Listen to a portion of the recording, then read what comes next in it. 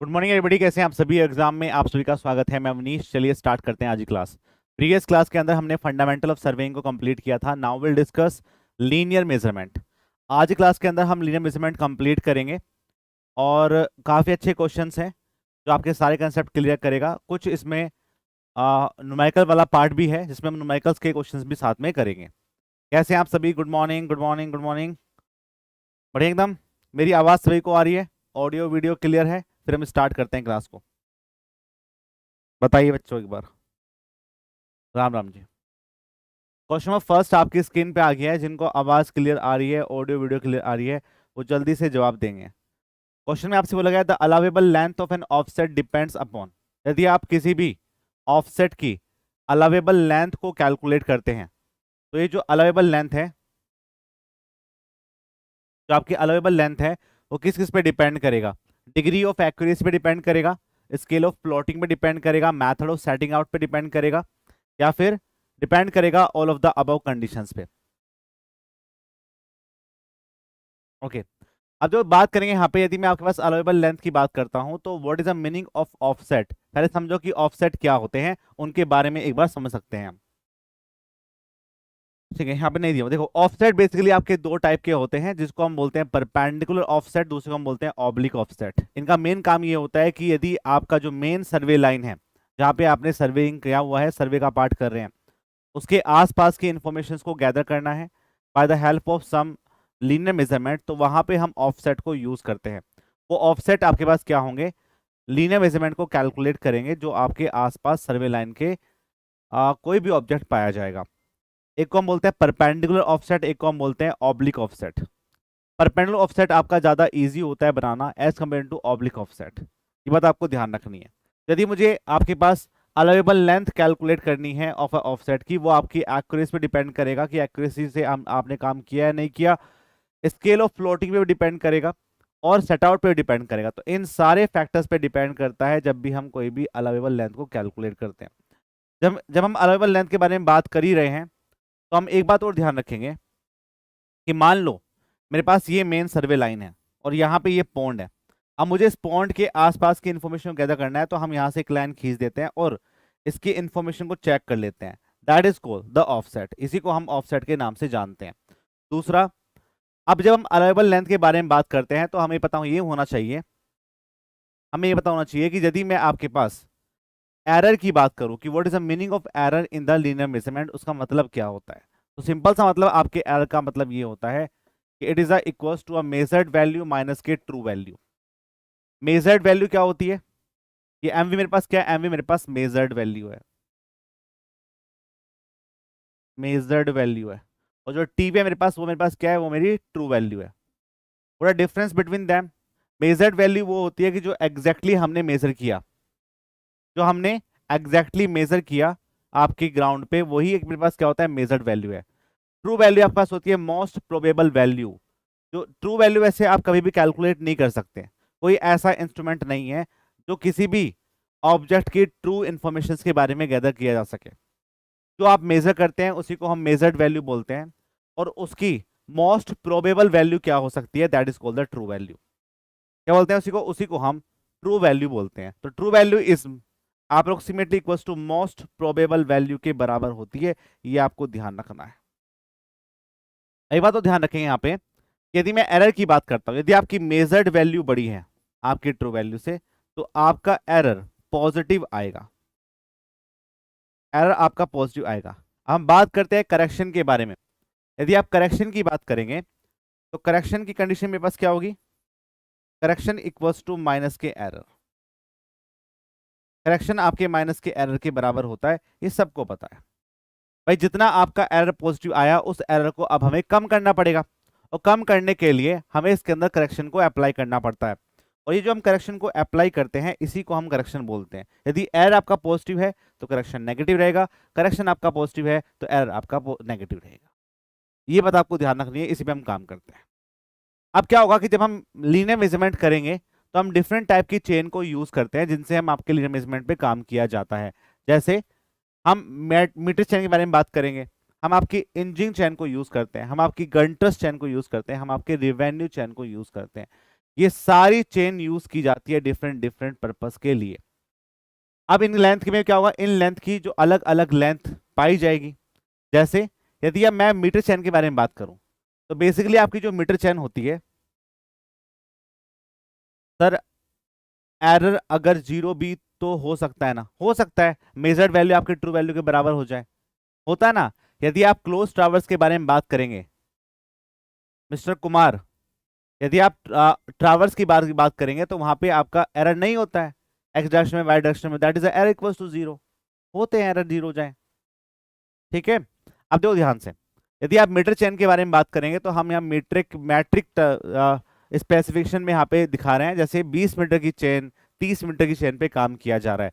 यहाँ पे number of link कितने होंगे, एक मीटर में आपके 5 लिंक होते हैं, तो दैट इज 100 to 150 लिंक। यदि मैं लेंथ पूछूं आपकी कि एक लेंथ की कितने, एक लेंथ यदि आपके पास टोटल लिंक आपके 100 से 150 है, तो एक लिंक की लेंथ कितनी होगी, that is equals to 20 centimetre. तो 20 सेंटीमीटर का एक लिंक होता है, ये आपको ध्यान रखना है। इन सभी पे क्वेश्चन आ चुका है। मीटर चेन की लेंथ, नंबर ऑफ लिंक कितने होते हैं, लेंथ ऑफ वन लिंक कितनी होती है, सारे क्वेश्चन आपके एग्जाम में बन चुके हैं, सब कुछ याद करना है, कुछ नहीं छोड़ना है। लेकिन हम बात करते हैं इंजिंग चैन। इंजिंग चैन मेरे पास क्या होती है, 100 फीट की होती है, 100 फीट 100 लिंक और 1 फीट में एक लिंक। बात करते हैं गंटर्स चैन। गंटर्स चैन आपकी 66 फीट की होती है, इसको हम सर्वेयर चैन के नाम से भी जानते हैं। Gunter's chain is also called the surveyor chain, इसी को हम सर्वेयर चैन के नाम से जानते हैं। ये आपके 66 फीट की होती है, इसमें आपके पास 100 लिंक होते हैं। यदि आप लेंथ ऑफ वन लिंक की बात करेंगे दैट इक्वल्स टू 0.66 फीट पे काम किया जाता है। रिवेन्यू चैन के बारे में बात करेंगे तो रेवेन्यू चैन आपको पता है, जो हम कैडेस्ट्रियल सर्वे में यूज करते हैं, जब हमें बाउंड्री कंडीशंस को डिस्क्राइब करना होता है तो वहां पे हम कोई ना कोई मेजरमेंट तो करेंगे, चैन को तो यूज करेंगे, तो उसके लिए हम बेसिकली रिवेन्यू चैन को यूज करते हैं। तो it is use in the cadastral survey, cadastral सर्वे में इसको यूज किया जाता है। ठीक है, तो ये आपकी 33 फीट की होती है, इसमें नंबर ऑफ लिंक आपके 16 होते हैं। यदि आप बात करेंगे कि इसमें सर पता नहीं चलता क्लास कब होता है, अभिषेक बच्चों नोटिफिकेशन भेजा, हाँ भेज दे टाइम से यार। 33 फीट होती है, यहाँ पे नंबर ऑफ लिंक की हम बात करेंगे तो यहाँ पे 16 लिंक होते हैं। तो यहाँ पे हम बात करेंगे 2 1/6 फीट होता है, यदि आप बात करेंगे number length of one link के बारे में। ठीक है, वैसे नोटिफिकेशन आ जाता है बच्चों के पास, लेकिन टाइमिंग आपका फिक्स है 11:30 बजे, रोजाना क्लास आपकी 11:30 बजे ही हो रही है। ठीक है, बता आपको ध्यान सर, जब एग्रीकल्चर लैंड के अरे देखो, या आप जब भी आप बाउंड्री कंडीशंस के बारे में डिस्क्राइब करेंगे, चाहे आप एग्रीकल्चर के बारे में बात कर रहे हैं, ठीक है, नहीं 2 1/6 है ये, अरे ये ऐसे लिखा हुआ है 21 नहीं 2 1/16 फिट।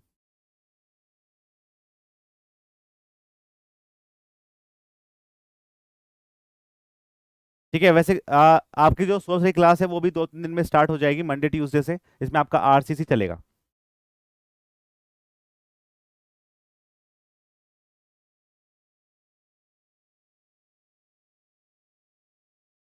ठीक है सर, एक लिंक से कम मेजर करेंगे तो कैसे करेंगे, नहीं कर सकते ना, स्मॉलेस्ट डिवीजन की हम बात कर रहे हैं। या तो फिर आप क्या करो, देखो एक लिमिट होती है, ठीक है, एक लिमिट होती है जिस पे हम काम करते हैं। जब हम बोलते हैं कि what is the permissible values जो हम मेजर कर सकते हैं, आपकी शीट पे आपके ग्राउंड पे वो आपको पता होना चाहिए, उससे छोटी वैल्यू को हम डिस्क्राइब नहीं कर पाते हैं। ठीक है, तो हम यहाँ पे जो, हाँ सर चलवा दो, हाँ ठीक है, कब से आरसीसी स्टार्ट होगा, जल्दी स्टार्ट होगा, मंडे ट्यूसडे से आपका आरसीसी स्टार्ट होने के चांसेस बहुत ज्यादा हैं। ठीक है, मतलब इसी आने वाला जो वीक है आपके पास, इसमें आपका आरसीसी स्टार्ट हो जाएगा। सौरभ सर ही पढ़ाएंगे, टाइमिंग मैं आपको बता दूंगा। ठीक है, कल आपकी क्लास नहीं है, कल संडे है, कल आप पूरा पढ़ के आना जितना आपने रिवीजन किया है। मंडे से आपके पास क्लासेस होंगी, प्री में भी होगा, हाँ प्री में भी होगी। ठीक है प्रकाश जी, प्री में भी होगी। अभी आपके प्री में 2 सब्जेक्ट चल रहे हैं, सर्वे चल रहा है और आपका फ्लूइड चल रहा है, इसमें ओसीएफ और हाइड्रोजन मशीन चल रहा है, कंप्लीट होते ही फिर नेक्स्ट जब स्टार्ट होगा तो उसमें मैं पढ़ाऊंगा या फिर सौरभ सर पढ़ाएंगे। ठीक है, प्री वाले बच्चों के लिए, और इसमें सारथी बैच में तो हम दोनों ही पढ़ाएंगे।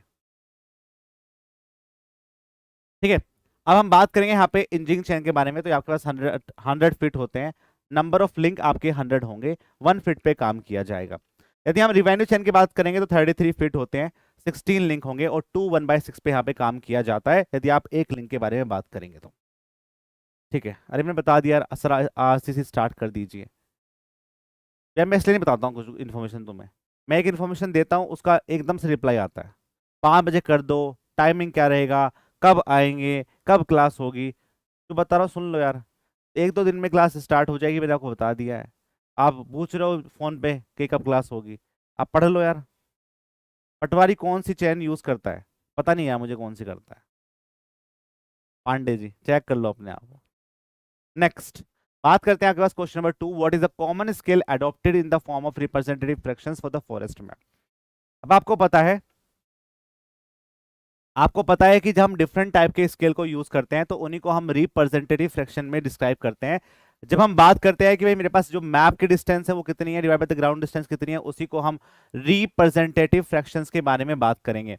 अब ये पूछ रहा है कि यदि आप फॉरेस्ट मैप पे काम कर रहे हैं तो उसके लिए स्केल की वैल्यू कितनी होती है, ये आपका क्वेश्चन एसएससी में भी आ चुका है। ठीक है, तो बेसिकली ये जो वैल्यू होती है वो आपके पास कितनी होती है,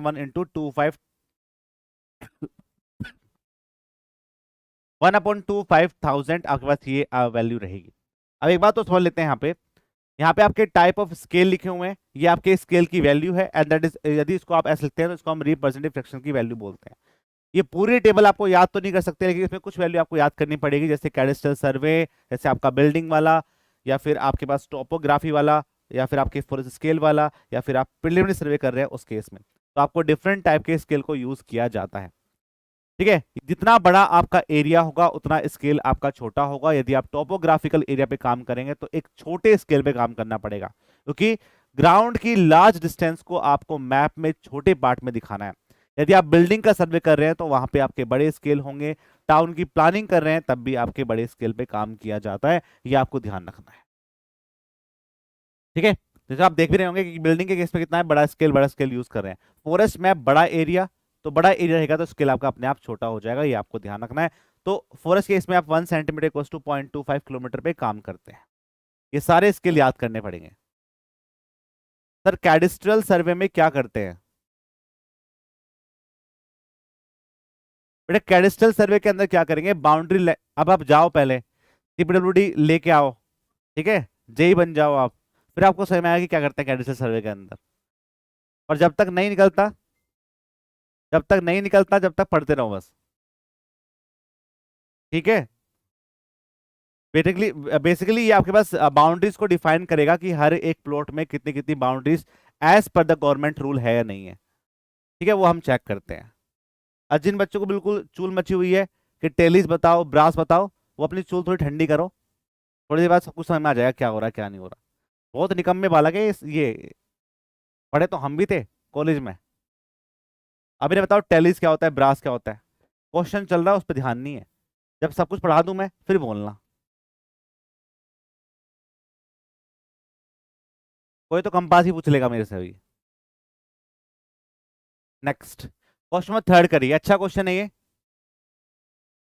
क्वेश्चन में आपसे बोला गया है a distance of 270 metre is to be trapped with an error of not more than 0.15 metre. Determine how accurately each 30 metre length should be measured to ensure that the error to the above tap distance will not exceed the permissible limit। बताओ answer क्या है इसका।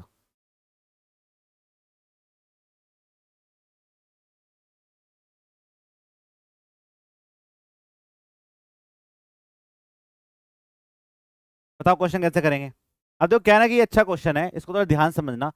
मेरे पास एक distance दिया हुआ है, a distance of 270 metre is to be plotted, is to be tapped with the error of not more than 0.15 meter। Determine how the accurately each 30 meter length should be measured to ensure the error to be above the tapped distance will not exceed the permissible limit। कैसे करेंगे इस question को, कुछ बच्चे इसका answer C बता रहे हैं, कुछ इसका आंसर बी बता रहे हैं, कुछ डी बता रहे हैं। How to deal with this, कुछ नहीं है, आपके पास एक फॉर्मूला होता है जो आपको हमेशा ध्यान रखना है कि जो हम एक्चुअल डिस्टेंस की बात करते हैं, एक्चुअल डिस्टेंस, मेरे पास क्या होती है, मेरे पास होती है जो आपने नॉमिनल लेंथ है, that is called the actual length, nominal length divided by the actual length into measured length.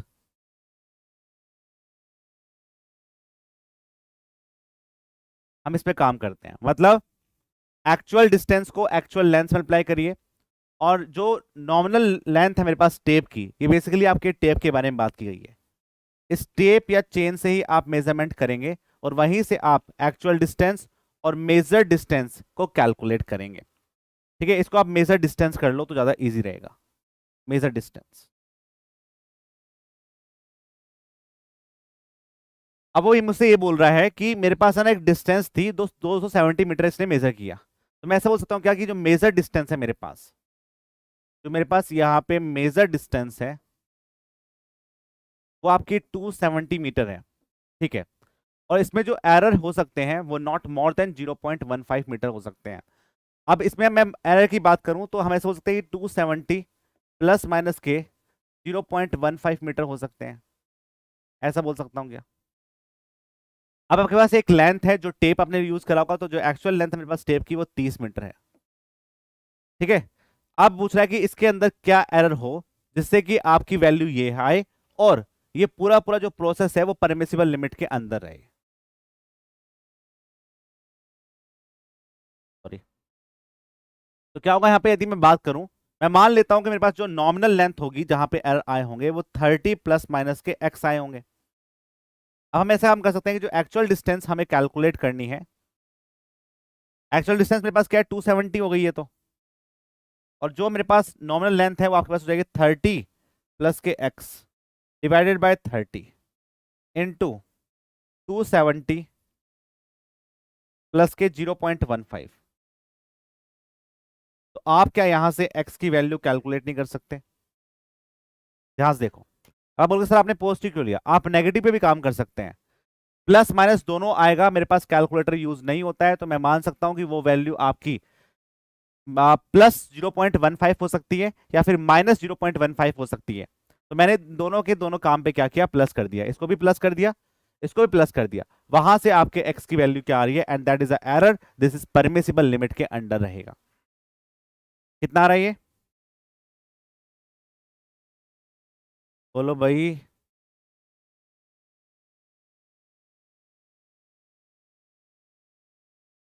बोलो, आ रहा है सही में, नहीं आ रहा तुम्हें? सांप सूंघ जावा ना जब कुछ नई चीज आ जावे तो।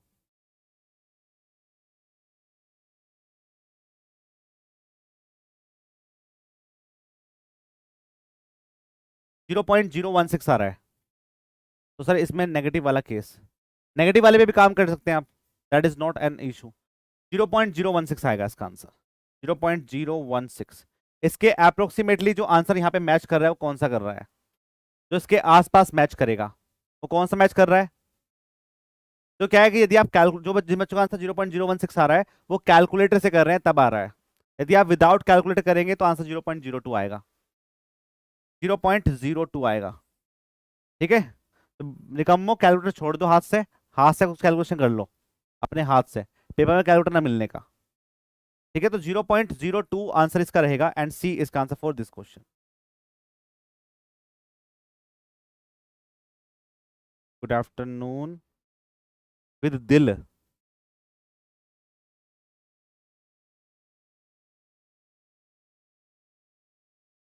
नेक्स्ट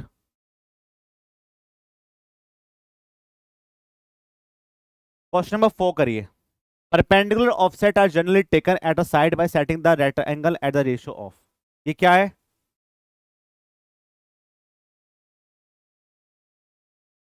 ये मुझसे बोल रहा है कि perpendicular offset are generally taken at the side by setting the right angle is the ratio of 3:4:5। Himanshu ji क्या है ये 3:4:5? क्या मतलब है इस चीज का? आंसर तो इसका यही है जो बताया इन्होंने। What is the mean of this? कोई होशियार बालक क्लास का बताएगा कि इसका मतलब क्या है, किस रेशियो की बात कर रहे हैं?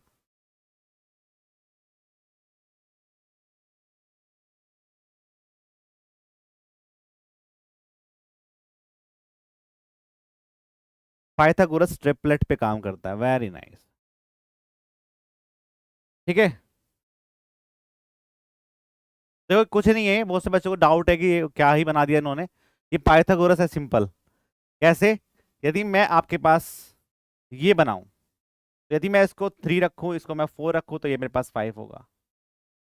ठीक है, तो हम जब राइट एंगल ट्राइंगल पे काम करते हैं तो we are taking the proportions, we are taking the Pythagoras equations को हम लेके चलते हैं, उसी के स्पेसिफिकेशन की बात की गई है।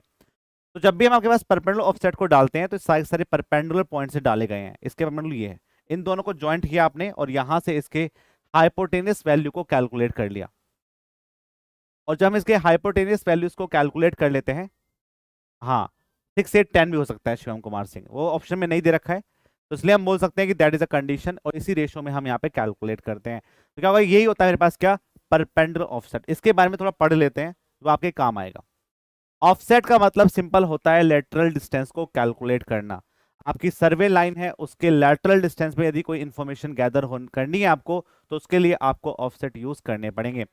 यहाँ पे बेसिकली आपके दो टाइप के ऑफसेट होते हैं, एक को हम परपेंडिकुलर ऑफसेट बोलते हैं, एक को हम ऑब्लिक ऑफसेट बोलते हैं।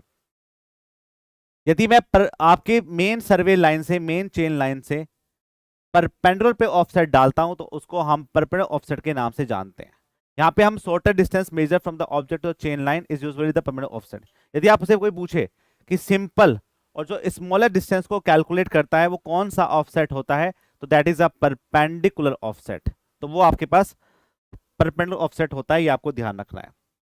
अब बात करेंगे इसको, जो हम राइट एंगल को ऑब्जर्व करते हैं वो 3:4:5 में कैलकुलेट करते हैं, ये आपको ध्यान रखना है। दूसरा होता है ऑब्लिक ऑफसेट। यदि आपको इंक्लाइंड डायरेक्शंस में कोई इंफॉर्मेशन गैदर करना है मेन सर्वे लाइन से, तो उस केस में आप ऑब्लिक ऑफसेट पे यूज कर सकते हैं। लेकिन आसान सिंपल बनाने वाला जो तरीका है वो आपके परपेंडिकुलर ऑफसेट ही होता है, ये आपको ध्यान रखना है। ठीक है, आंसर में आपको तो ए करना आंसर फॉर दिस क्वेश्चन। चलते हैं नेक्स्ट क्वेश्चन की तरफ। अब थोड़ा ये बात कर लेते हैं, जैसे आपने चेन की बारे में बात करी, एट एनी एंगल, हाँ मतलब इंक्लाइंड एंगल रहेगा तो आप कह ही सकते हैं। देखो यहाँ पे आपके पास डिफरेंट टाइप के इंस्ट्रूमेंट भी यूज किए जाते हैं जिनका अलग अलग पर्पस होता है। हम डिफरेंट टाइप के पैक्स को यूज करते हैं। पैग आप रात को यूज करते हैं, करते हो रात को 2 पैग लगाते हो नहीं, तो ये वो वाले पैग नहीं है बेटा, ये वो पैग है कि मान लो आपने आज का जो पॉइंट है उसको एंड किया और कल को वहां से आपको स्टार्ट करना है, तो उस केस में आप क्या करना पड़ेगा, उस केस में आप पैक्स को यूज करेंगे। आप करते हो सर? हाँ मैं तो करता हूं। तो to mark the survey station end end point of survey line on the ground, that is called the PACS.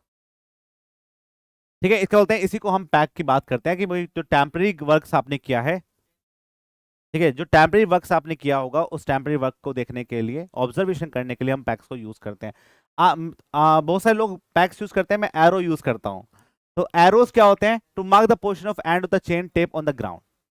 आपने किस ऑब्जर्वेशन पे काम किया, उसका एंड पॉइंट क्या है, उस एंड पॉइंट को कैलकुलेट करने के लिए आप एरो को यूज करेंगे। रेंजिंग रोड, यदि कोई एक्सट्रीमिटीज पॉइंट्स होते हैं उनको कैलकुलेट करने के लिए हम रेंजिंग रोड को यूज करते हैं। ऑफसेट रोड, ऑफसेट कैलकुलेट करने के लिए ऑफसेट का मतलब ही ये होता है कि भाई यहां पे हम राइट एंगल पे कैलकुलेशन कर रहे हैं। फिर हम बात करेंगे प्रिज्म स्क्वायर, हो जाएगा मेरे पास क्या, set out the right angle, ये आपको पहले ही पता है। प्लम्बोप, इंडिकेट द वर्टिकल लाइन, या फिर ग्राउंड के पॉइंट को आपके इंस्ट्रूमेंट पे लेके आने को हम क्या बोलते हैं, प्लम्बोप के नाम से जानते हैं। और जो क्लिनोमीटर है वो आपके स्लोप को कैलकुलेट करता है। ये सब आपको बताना चाहिए, कौन सा इंस्ट्रूमेंट कहां पे यूज होता है, वेरी वेरी इंपॉर्टेंट है, एग्जाम में क्वेश्चन बनता है। ठीक है, क्लियर सभी को? प्लम्बोप सेंटरिंग के लिए, वेरी नाइस। अब देखो रेंजिंग रोड की मेरे पास जो लेंथ होती है वो 2 से 3 मीटर की होती है, आपको बताना चाहिए। 2 से 3 मीटर की आपकी रेंजिंग रोड होगी। यदि मेरे पास कोई एक्सट्रीमिटीज पॉइंट के बीच की डिस्टेंस कैलकुलेट करनी है, एक पॉइंट पे खड़े होके, एक पॉइंट पे खड़े होके आप उसको मेजर नहीं कर सकते, तो हमें डिफरेंट डिफरेंट पोजिशंस पे अपनी रेंजिंग रोड को लगाना होगा। अब हिमांशु पूछ रहे हैं पैक की डायमेंशन क्या है, तो बेटा वो डिपेंड करता है कि आपके जेब में कितने पैसे हैं, उसके हिसाब से आप पैक खरीदोगे। कुछ लोग पोवा खरीदते हैं कुछ लोग बड़ी बोतल खरीदते हैं, ऐसा क्या कुछ निकम्मो, ये वो वाला पैक है। ठीक है, तो आप यहाँ पे जो पैक को यूज करेंगे उसके डायमेंशंस के बारे में बात करेंगे। ठीक है, रेंजिंग पोल भी होता है, हाँ रेंजिंग पोल भी होते हैं। अच्छा हाँ वही जानना चाह रहे हैं, तो मुझे नहीं पता। लेंथ 150 होती है, टॉप स्क्वायर 25, बिल्कुल सही बात है। जो उसकी लेंथ होगी मैं लेता हूँ। पैक्स की जो लेंथ होगी, तो उसकी लेंथ पे काम किया जाएगा। लोग 70 वाली, हाँ बहुत ही बढ़िया। 150 mm की इसकी लेंथ होगी, और जो इसकी टॉप डायमेंशंस होती है वो आपकी 25 इंटू 25 mm पे काम किया जाता है। ये आपको ध्यान रखना है, ठीक है। एरो पे क्वेश्चन भी आपका आएगा। शिवम कुमार अच्छा क्वेश्चन पूछ रहे हैं कि जो रेंजिंग रोड मेरे पास बनी होती है वो किस मटेरियल की बनी होती है। मैक्सिमम जो आपके पास ऐसे इंस्ट्रूमेंट बने होते हैं, रोड वाले इंस्ट्रूमेंट बने होते हैं, वो किसके बने होंगे? अच्छा क्वेश्चन पूछा है इन्होंने। रेंजिंग रोड किस मटेरियल का बना होता है? आपने देखी रेंजिंग रोड? बच्चों को याद नहीं रेंजिंग रोड कैसी होती है? ऐसी होती है रेंजिंग रोड, अलग अलग कलर की। 20-20 सेंटीमीटर पे कलर चेंज करता है। 20-20 सेंटीमीटर पे इसका कलर चेंज होता रहता है। वुड की बनाओगे बेटा? वुड से थोड़ी बनेगा।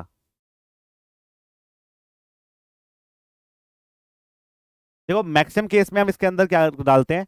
आयरन डालते हैं, ठीक है। आयरन डालते हैं, और आयरन के साथ में हम इसके अंदर ऐड करते हैं क्रोमियम को, ठीक है। या तो आप इसके अंदर स्टील डालो, स्टील के साथ इसमें क्रोमियम को ऐड कर देते हैं, इससे कि इसके अंदर कोई भी कोरोजन ना हो, ठीक है। तो स्टील आयरन डालो, या फिर साथ में इसके अंदर क्रोमियम को ऐड करो। कि जो शेप होती है वो रेड एंड व्हाइट होती है, आपको सबको पता है। एक पार्ट में आपका रेड होगा, एक पार्ट में आपका व्हाइट होगा, ये सबको पता है।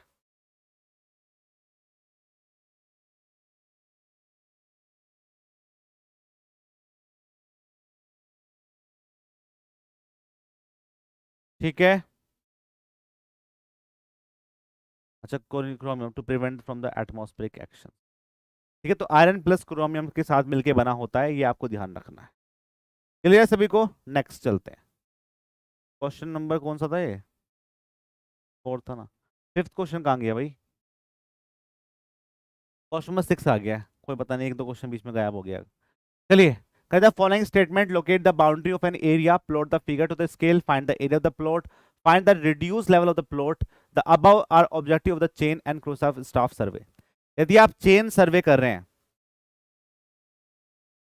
सर रेड एंड व्हाइट होता है या ब्लैक एंड व्हाइट होता है? आप जब बुक के अंदर पढ़ते हैं ना अपने, तो ब्लैक एंड व्हाइट दिखता है वो, लेकिन एक्चुअली में वो रेड एंड व्हाइट होता है, ठीक है। चलिए बात करेंगे यहाँ पे। ये आपसे पूछ रहा है कि यदि आप चेन सर्वे कर रहे हैं या फिर क्रॉस स्टाफ सर्वे कर रहे हैं, तो उस केस में आपका ऑब्जेक्टिव क्या होता है? ऑब्जेक्टिव आपसे पूछ रहा है। देखो, locate the boundary of area, chain survey से हम बाउंड्रीज को कैलकुलेट कर सकते हैं। एक बार हमें मैप डिस्टेंस पे चल जाए, एक बार हमें ग्राउंड डिस्टेंस पे चल जाए, तो हम वहां पे स्केल को भी बना सकते हैं। बात करते हैं find the reduce level of the plot. नहीं, ये आपका रिड्यूस लेवल को नहीं बना पाएगा, क्योंकि रिड्यूस लेवल से हम आपकी वर्टिकल डायमेंशंस को चेक करते हैं, वर्टिकल एलिवेशन को चेक करते हैं। लेकिन चेन सर्वे से सिर्फ हम लीनियर मेजरमेंट करते हैं। लीनियर मेजरमेंट करते हैं, क्या बोलते हैं इसी को? इसी को हम बोल देते हैं कि locate the boundaries of area, plot the figure of the scale, find the area of the plot, find the reduce level. तो रिड्यूस लेवल आपका यहाँ पे प्लॉट नहीं हो पाएगा। तो बी इसका आंसर फॉर दिस क्वेश्चन।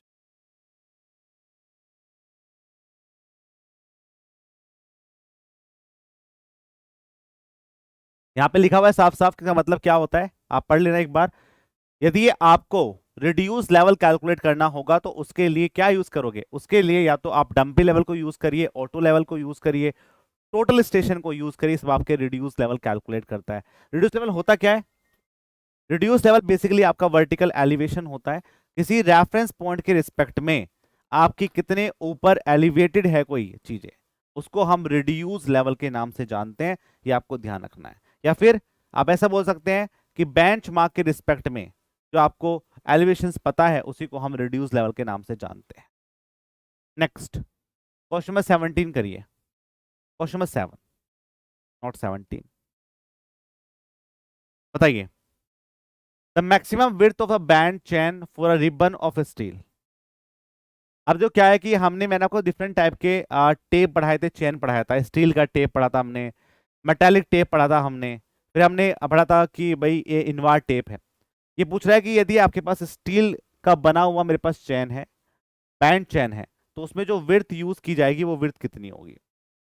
अब पढ़ लेते हैं इसके बारे में। तो हम डिफरेंट टाइप की चेन यूज करते हैं आपके सर्वेइंग के अंदर। सबसे पहले हम बात करेंगे मैट्रिक चेन की, जो आपके पास 5, 10, 20 मीटर की होती है, आपको पता होना चाहिए, ठीक है, बेसिकली आपके पास 20 मीटर की चेन को हम यूज करते हैं, इसमें टैलीज लगी होती है हर 2 मीटर पे एक ऐसा, यदि मेरे पास ये चेन है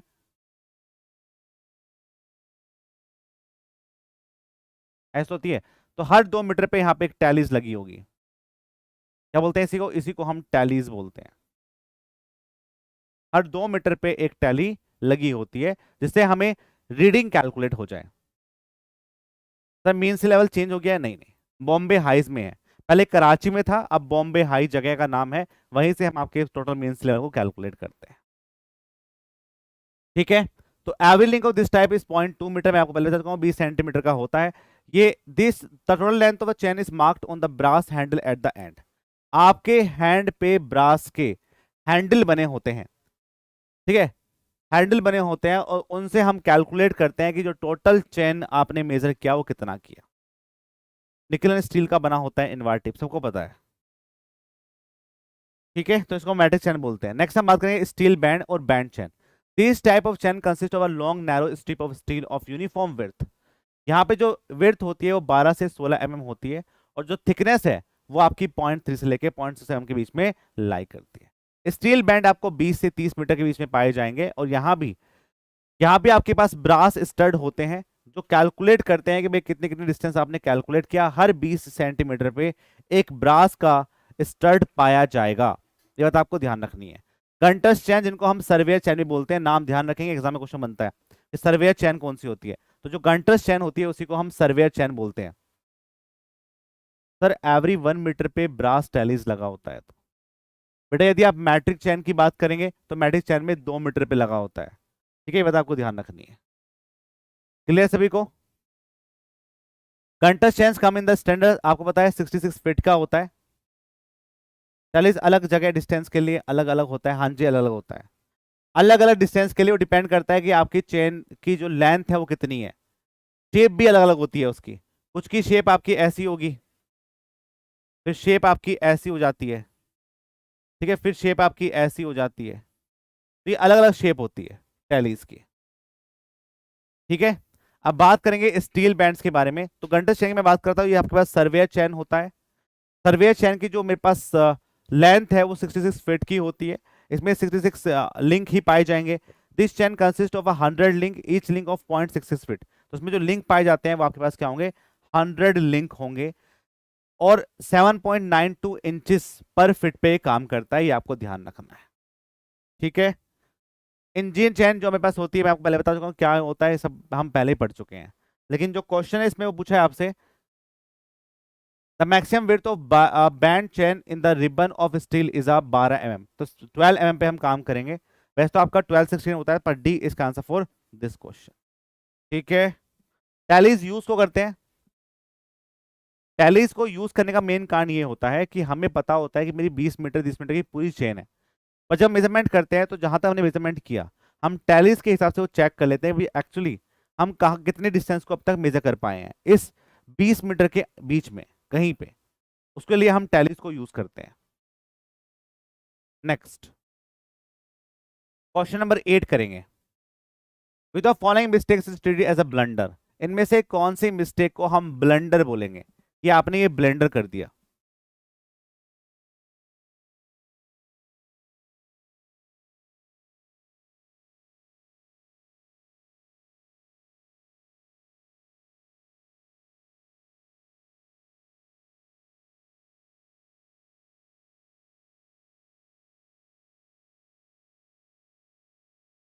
with the following mistakes is treated as a blunder. इनमें से कौन सी मिस्टेक्स को हम ट्रीट करते हैं एज अ ब्लंडर? बताइए। Variation pull, error in marking the tape length, bad ranging, incorrect counting of tape length. Counting गलती से नहीं कर सकते ब्लंडर, बताओ। अब देखो, देख लेते हैं एक बार ब्लंडर्स का मतलब क्या होता है। ब्लंडर्स को हम ग्रोस एरर के नाम से जानते हैं, ह्यूमन एरर को भी बंदर बोलते हैं। बंदर ह्यूमन होता ही बंदर है। ठीक है जगदम्बा, आप एल नहीं लगाया तो समझ जाओ। चलिए, so a blunder is a gross error in a significant and predictable mistakes caused by the human error that often leads to large discrepancies. Blunder are the typical result of carelessness, miscommunication, fatigue, poor judgment. Example of common blunders are incorrect counting of tape length in chain. Sir tallies 1 metre पे होती है ना, आप कौन सी tallies की बात कर रहे हैं, कौन सी चेन यूज कर रहे हैं? यदि आप मैट्रिक चेन यूज कर रहे हैं तो वहां पे 2 मीटर पे होगी, यदि आप स्टील को यूज करें तो वहां 1 मीटर पे यूज करते हैं। स्टील चेन और मैट्रिक चेन दोनों में डिफरेंस होता है, ठीक है, ये बातों को ध्यान रखनी है। तो यदि मैं बात करता हूं कि incorrect counting of tape length इन चेनिंग में हम यूज करते हैं, लेवलिंग सर्विंग इंस्ट्रूमेंट में इम्प्रॉपर किया आपने तब भी आपका ब्लंडर हो सकता है।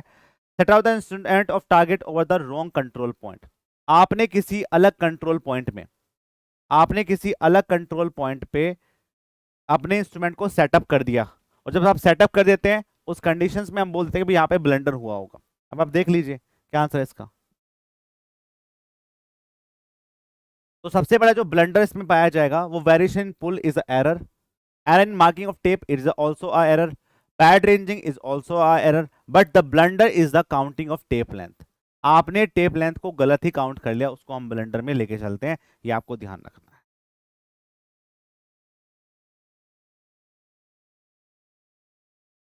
नेक्स्ट क्वेश्चन नंबर 9 करिए। Identify the surveying instrument shown in the image, PACS, offset road, ranging road, arrows. यहां पे जो आपको ये शेप दे रखी है किसकी शेप है ये?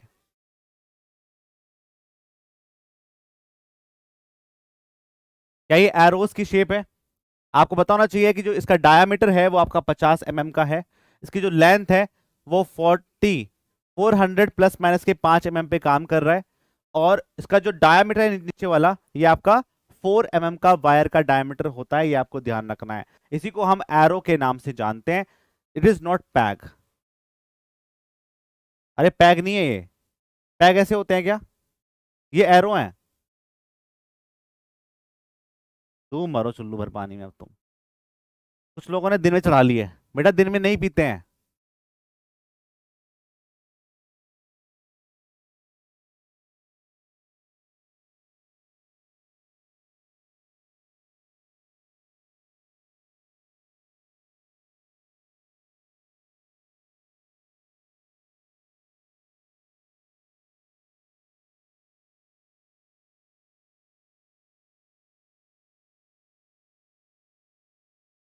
ठीक है,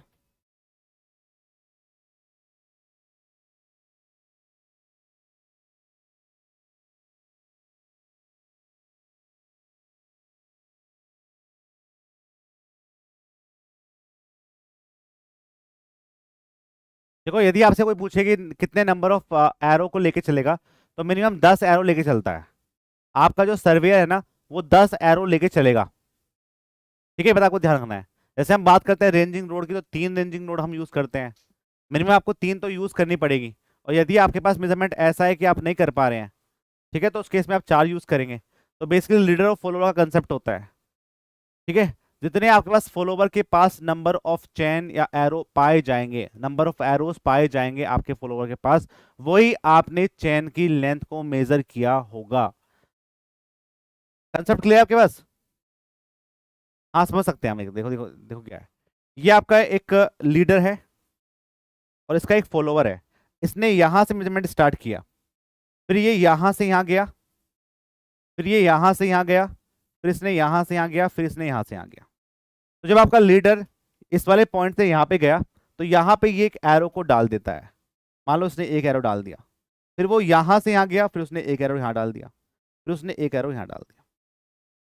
तो जब लीडर यहां से आएगा और फॉलोवर के पास जाएगा,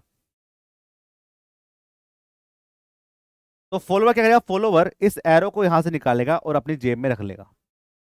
तो लीडर एरोस को वहां पे इंसर्ट करेगा, लेकिन जो फॉलोवर है वो उनको निकाल के जेब में रख लेता है। जितने नंबर ऑफ एरोज आपके फॉलोवर के पास होते हैं वही आपकी चेन की लेंथ मेजर की गई है। जितने आपके पास लीडर के पास हैं उनसे हमें कोई मतलब नहीं है, वो आपकी वो लेंथ नहीं है जो मेजर किया होगा। जितने आपके फॉलोवर के पास नंबर ऑफ एरोस पाए जाएंगे वही आपकी चेन की लेंथ मेजर की गई होगी, ये आपको ध्यान रखना है। तो ये क्या होगा मेरे पास, ये आपका एरोस के टाइप है, ये आपको ध्यान रखना है। डी इसका आंसर फॉर दिस क्वेश्चन। ये जो आपको दिया हुआ है ये एरोस का डायमेंशन दिया हुआ है। पैक्स क्या करते हैं मैं आपको पहले बता चुका हूं, इसमें मुझे कुछ नहीं बताना। चलते हैं नेक्स्ट पे। ये कुछ और दिए हुए हैं, जैसे फ्रेंच क्रॉस स्टाफ के बारे में बात करते हैं। क्रॉस स्टाफ जो यूज किया जाता है, सर जेब में नहीं रख पाएंगा। अभय जी बताऊं तुम्हें आगे वहीं, कानपुर में बहुत गर्मी लग रही है मुझे लग रहा है आजकल। हाँ चलो बात करेंगे यहाँ पे। देखो क्या होता है, क्रॉस स्टाफ भी आपके सिंपल क्रॉस स्टाफ होते हैं जो सेट आउट करता है राइट एंगल ट्राइंगल पे। लेकिन जो एक होता है फ्रेंच क्रॉस स्टाफ, फ्रेंच वाले तो बताइए, फ्रेंच फ्राइज, फ्रेंच की हर चीज फेमस है। अब जो क्या होता है कि वहां पे, अच्छा फ्रेंच तो कुछ और फेमस है, वो नहीं बात करनी है ना, मेन मेन बात करनी है, अच्छी अच्छी बात करनी है बस। तो फ्रेंच क्रॉस स्टाफ क्या होता है, वो आपका सेट आउट कर सकता है हर एंगल पे, 45 डिग्री पे, 90 डिग्री पे, 135 डिग्री पे। तो 135 डिग्री के एंगल पे भी ये आपका मेजर किया जा सकता है। जबकि जो आपका सिंपल क्रॉस स्टाफ होता है वो ओनली और ओनली 45 डिग्री के एंगल को सेट आउट करेगा, not 45 degree, only the 90 degree के एंगल को मेजर करेगा। ठीक है, only set out at the right angle in the simple cross staff. चलिए बात करेंगे यहाँ पे ओपन क्रॉस स्टाफ जो आपके 90 डिग्री के एंगल पे मेजर करता है, मैं आपको पहले बता चुका हूँ। नेक्स्ट हम बात करें थियोडोलाइट। थियोडोलाइट का मतलब ये होता है कि जितने भी आपके हॉरिजॉन्टल और वर्टिकल एंगल होते हैं उनको मेजर किया जाता है।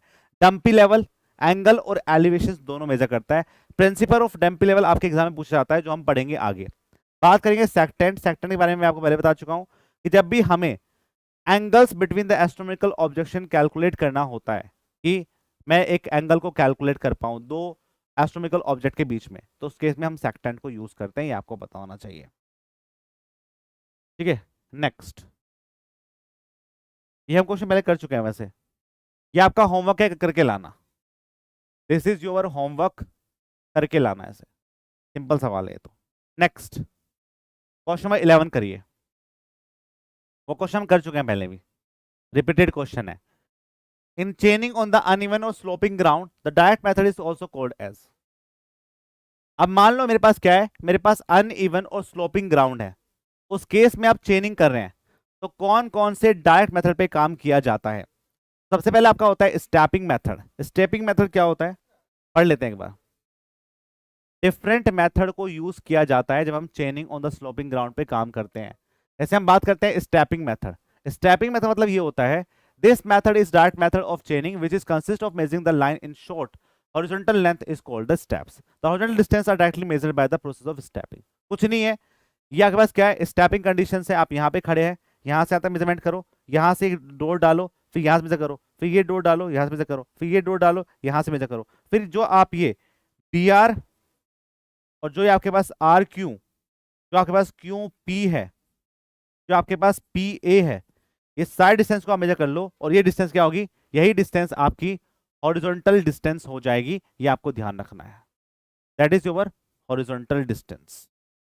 ठीक है, तो स्टेपिंग ग्राउंड हमेशा हम अप स्टेपिंग करेंगे या डाउन स्टेपिंग पे काम किया जाता है, तो हमेशा हम डाउन स्टेपिंग कंडीशंस पे काम करते हैं। अब यहां से खड़े होके यहां जाते हैं, यहां से ऊपर जाना इतना इजी नहीं होता है, क्योंकि जब ये आप यहां से यहां जाएंगे ना ऊपर, तो यहां का मेजरमेंट नहीं कर पाएंगे, लेकिन यहां से खड़े होके आप यहां तक मेजरमेंट कर सकते हैं।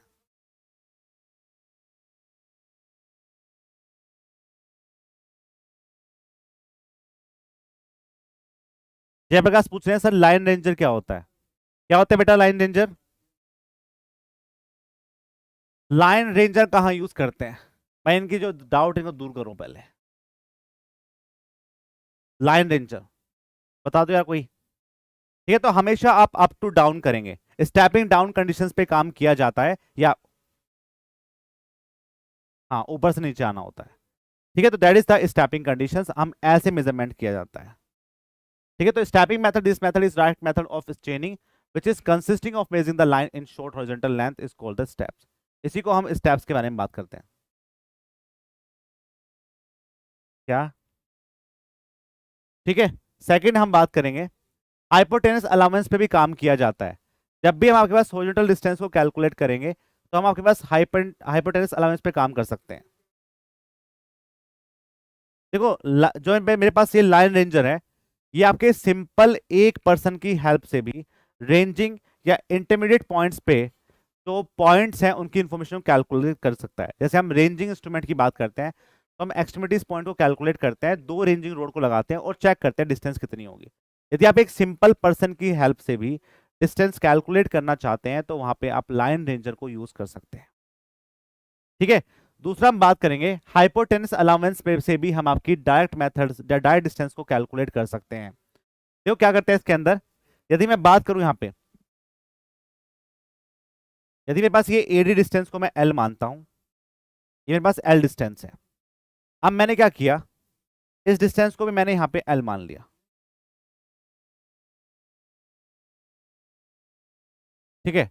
अब हमें क्या करना होता है, हमें ये चेक करना होता है कि ये जो आपके पास ये वाला पार्ट जो बचा मेरे पास, ये जो आपको इंक्लाइंड पार्ट आपको दिख रहा है, इसकी डिस्टेंस कितनी है। तो ये जो मेरा वेरिएशन है वही मुझे डिस्टर्ब करेगा, क्योंकि यदि हम किसी भी सिंपल चेन से कैलकुलेशन कर रहे हैं या डिस्टेंस को मेजर कर रहे हैं, तो ये वाला वेरिएशन है ये सबसे ज्यादा दिक्कत करता है। इसी को हम हाइपोटेंस अलावेंस बोलते हैं। मतलब सिंपल बात ये है, ये डिस्टेंस है, ये डिस्टेंस है और ये डिस्टेंस है। हम ये चेक करते हैं कि ये और ये में अंतर कितना है। अंतर सिर्फ यही तो है, ये जो एक्स्ट्रा वैल्यू आई यही आपका इसमें और इसमें अंतर है। इसी को हम हाइपोटेंस अलावेंस के नाम से जानते हैं।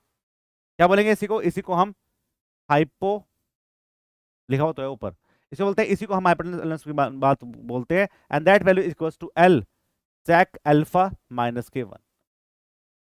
ये आपके एल सेक अल्फा माइनस 1 के बराबर होता है। क्लियर सभी को? तो बहुत से बच्चों को हाइपोटेनस अलाउंस में पता नहीं है कि मतलब क्या होता है। That is a value of this condition.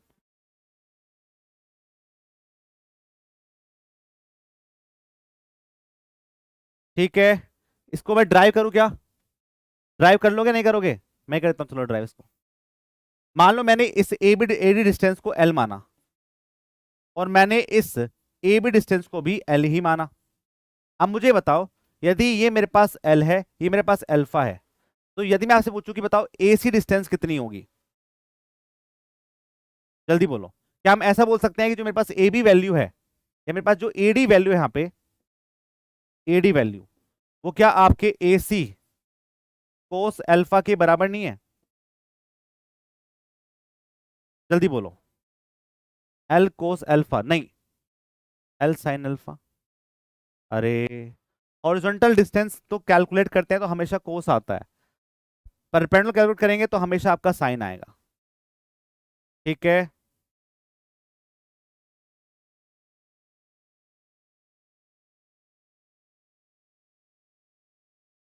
Clear है? ओके कोस, ओके ओके सर। अब मुझे आपसे पूछना है कि यहाँ पे यदि मैं कैलकुलेट करूँ कि मेरी ओसी की वैल्यू कितनी होगी, एसी की वैल्यू, तो आप बोलोगे AD sine alpha, AD sec alpha, sec alpha मेरे पास ये वाली वैल्यू होगी। अब हम बात करेंगे यदि मैं एसी की बात करूं या मैं आपके पास बीसी की बात करूं, तो बीसी मेरे पास क्या होगा? बीसी मेरे पास एसी माइनस के ए बी हो जाएगा। एसी मेरे पास कितना है? AD sec alpha. और ए मेरे पास कितना है? ए बी और ए डी दोनों मेरे पास बराबर हैं, ये मैंने पहले ही एज्यूम कर लिया। तो क्या ये मेरे पास ए डी नहीं हो जाएगा? And that equals to L sec alpha minus 1। तो एल सेक अल्फा माइनस 1 मेरे पास ये वैल्यू रहेगी।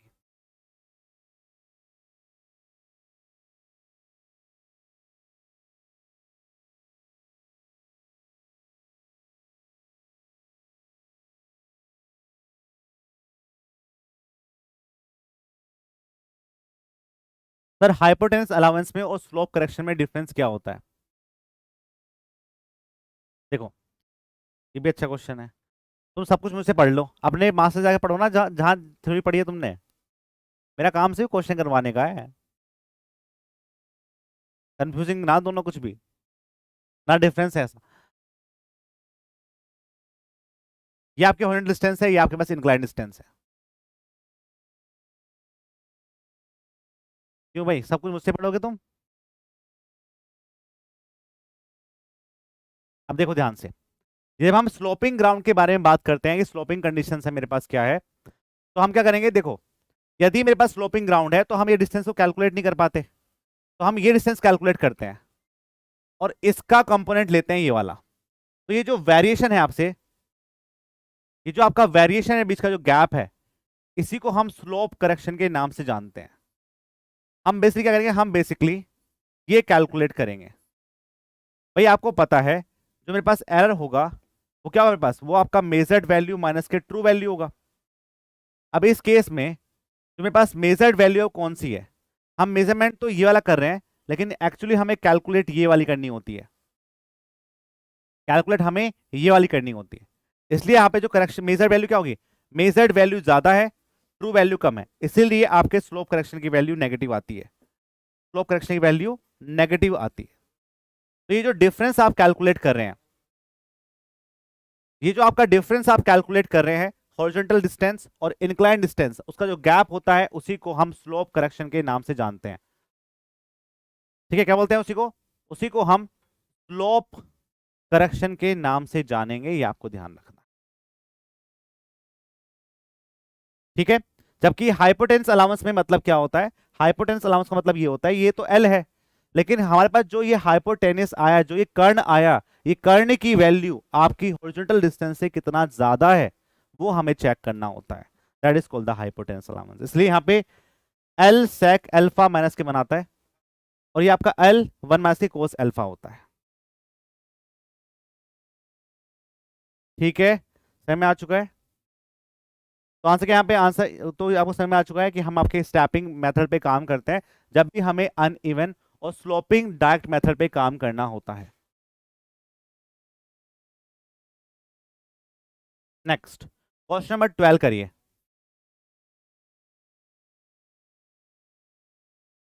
A line joining the some fixed point on the main survey line is called.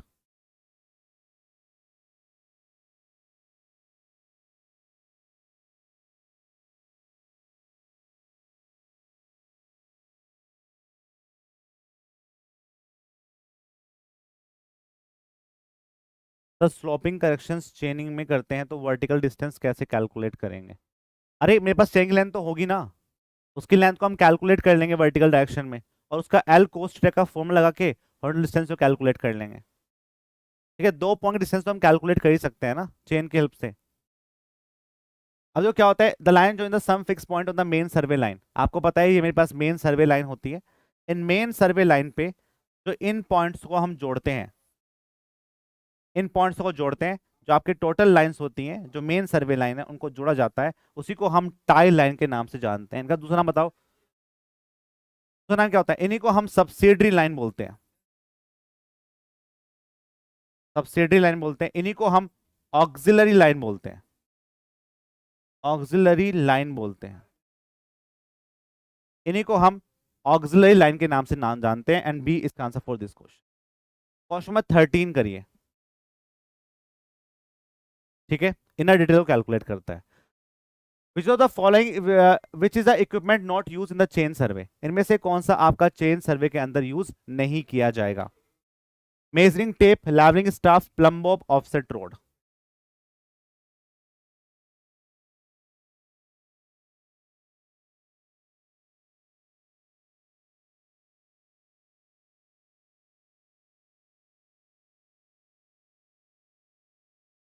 तो क्या है मेरे पास, जो लेवलिंग स्टाफ है वो आपके पास कभी भी चेन सर्वे के अंदर हम सिर्फ हॉरिजॉन्टल डिस्टेंस को कैलकुलेट करते हैं, तो ये कैलकुलेट नहीं कर पाएगा, तो बी इसका answer for this question. Next, सब लिखा हुआ है कौन कौन कहाँ कहाँ पे यूज किया जाता है, आप सब पढ़ लेना, ये आपको पढ़ने के ज्ञान प्राप्त करने के लिए है ये। ठीक है, with the following minor instrument is use for the setting out the right angle in the chain survey.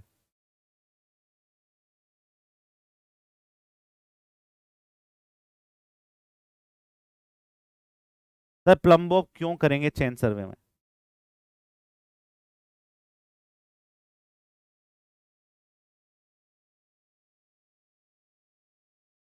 बताओ मुझे, प्लम्बो क्यों करोगे? बेटा घर में सिर्फ चिमटा रोटी बनाने का काम नहीं आता है, जब तुम गलती करोगे तो मम्मी फेंक के मारेंगी फूकनी और चिमटे, उसके लिए भी काम आता है। प्लम्बो का मेन काम क्या होता है कि हम एक बार हॉरिजॉन्टल डिस्टेंस तो कैलकुलेट कर ही रहे हैं, लेकिन वर्टिकल पोजीशंस को भी चेक करना पड़ेगा कि वर्टिकल पोजीशंस आपके हॉरिजॉन्टल के ट्रूली हॉरिजॉन्टल वर्टिकल है या नहीं है, तो वहां पे हमें प्लम्बो को भी यूज करना पड़ता है। तो हम आपके हॉरिजॉन्टल डिस्टेंस में कैलकुलेट करेंगे, और जब हम स्टैपिंग मेथड करेंगे ना, तो स्टैपिंग मेथड में जो आप ये कैलकुलेट कर रहे हैं, ये जो कैलकुलेट कर रहे हैं स्टैपिंग मेथड में, ये किसके हेल्प से कर रहे हैं? ये प्लम्बो की हेल्प से कर रहे हैं, ये आपकी वर्टिकल पोर्शन को डिस्क्राइब कर रहा है। किससे करेंगे? प्लम्बो से करेंगे। ठीक है, next, with the following minor instrument is used for set out right angle chain survey.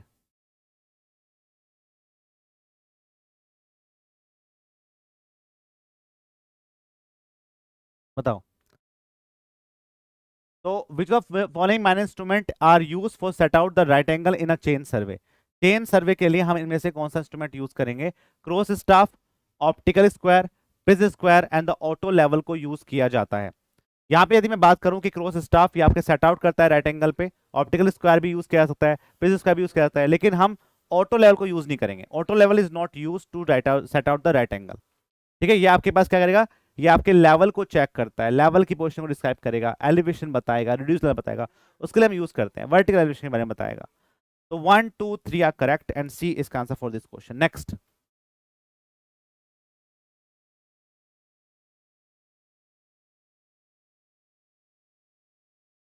Next question करेंगे, थोड़ा स्पीड से करो। In a chain surveying work from traverse, it is necessary to apply the correction due to sag for the tape. The correction is, अब आपसे पूछा है जो सैग correction होता है वो आपका पॉजिटिव रहेगा या नेगेटिव रहेगा? बोलिए। अब तो क्या होता है ना, आपने अपने घर पे ना तार पे कपड़े सुखाए होंगे, जब हम तार को बांध देते हैं तो तार को हम बिल्कुल टाइट बांधते हैं, एकदम से, एकदम फुल्ली टाइट। लेकिन क्या होता है कुछ दिनों के बाद वो ऐसी शेप ले लेता है, it is like the shape. तो ये शेप होती है, इसी को हम कैटनरी शेप के नाम से जानते हैं, कैटनरी शेप के नाम से जानते हैं। ठीक है, और यहीं से हम करेक्शन को चेक करते हैं। मैं आपसे ये पूछूं कि ये मेरे पास डिस्टेंस मेजर्ड वैल्यू है और ये डिस्टेंस आपकी ट्रू वैल्यू है, तो इस केस में बताओ कि जो कैटनरी की शेप मेरे पास होगी, मेरी जिंदगी खराब होगी। बेटा prism square optical square difference है क्या? कल आए थे क्लास के अंदर, जाके देखो, चेक करो एक बार, पढ़ाया मैंने पूरा difference between prism square and the optical square. सीधा सर्वेइंग की थर्ड क्लास में कूदे हैं Aman ji. Sir most accurate method to measure the right angle, open cross staff. सबसे ज्यादा जो एक्यूरेट मेथड होता है वो आपका ओपन क्रॉस स्टाफ होगा। ठीक है, तो ध्यान रखें इस बात को। यदि मैं कैटनरी शेप की बात करूंगा, तो यदि मैं एरर की बात करूं, मेजर्ड वैल्यू माइनस के ट्रू वैल्यू, हमें मेजर तो ये करनी थी हमने, लेकिन मेजर ये कर ली, यहां पे आपका एरर आ जाता है पॉजिटिव, उसकी वजह से जो करेक्शन आता है वो आपका आता है नेगेटिव। करेक्शन आपका आता है नेगेटिव। ठीक है, तो सैग करेक्शन की वैल्यू यहां पे नेगेटिव होगी, ये आपको ध्यान रखना है।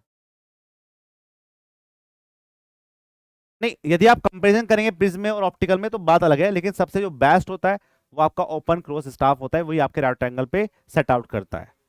ठीक है, अब देखो क्या होता है, इसकी वैल्यू जो होगी सैग करेक्शन की,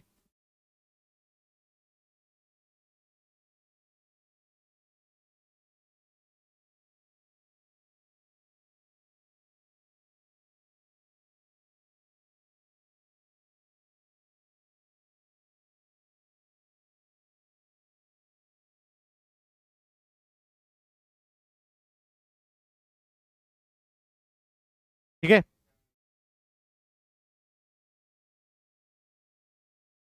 क्वेश्चन नहीं, ऑप्टिकल स्क्वायर नहीं होगा बेटा, सिंपल बेसिक क्रॉस स्टाफ जो होता है इसको हम बोलते हैं open cross staff. It is a very very accurate, क्योंकि वो सिर्फ 90 डिग्री पे एंगल पे आपको 90 डिग्री के एंगल पे आपको डिस्क्राइब कर देगा, डायरेक्शन को डिस्क्राइब कर देगा।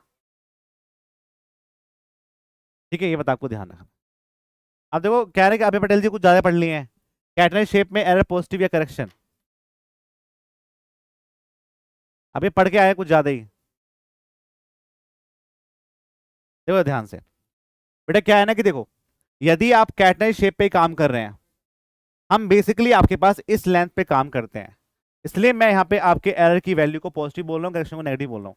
लेकिन यदि आप कैटनरी पे ही काम करते हैं, कैटनरी शेप पे ही आप काम कर देते हैं, तो उस केस में आपके पास कैटनरी की वैल्यू बड़ी आएगी, तो एरर क्या होगा? एरर आपका नेगेटिव हो जाएगा, करेक्शन आपका पॉजिटिव हो जाएगा। लेकिन वो अलग केस है कि जो कैटनरी की शेप आपके पास आई उसी ने आपको सैग करेक्शन दिया, लेकिन हम इस पे काम नहीं करते, हम इस पे काम करते हैं। इसलिए हम यहाँ पे एक पुल लगाते हैं कि एक नॉर्मल पुल को लगाया जाए जो इस सैग करेक्शन को हटा दे, इसलिए हम बोलते हैं कि उसको लगाया जाए। इसलिए हम बोलते हैं कि पी एल बाई ए जो आप कर रहे हैं वो एक मेरे पास डिफॉर्मेशन होगा जो इस पे लोड को लगाएगा, जो W square L upon 24 P square के बराबर होगा। और यहां से आपका जो ये कैटनरी वाला शेप है, जो पैराबोलिक शेप यहां पे आई, उसको हटाया जा सके। ठीक है, उल्टा कर दे हम क्या कर रहे हैं, हम मेजर कर रहे हैं ट्रू वैल्यू ये, यदि हम आपके कैटनरी में मेजर करना स्टार्ट कर दें ट्रू वैल्यू को, दैट द कंडीशन। हाँ जी, अलग अलग केस है दोनों। अरे मैंने भी तैयारी करी हुई है, हमारे भाई ने भी ESC दिया हुआ है। ठीक है, वो अलग बात है कि फाइनल नहीं हुआ। ठीक है, तो हम सब पढ़ के आए हैं, जो तुम पढ़ाते ना मुझे कैटनरी पैटर्नरी, ये सब पढ़ रखी है हमने।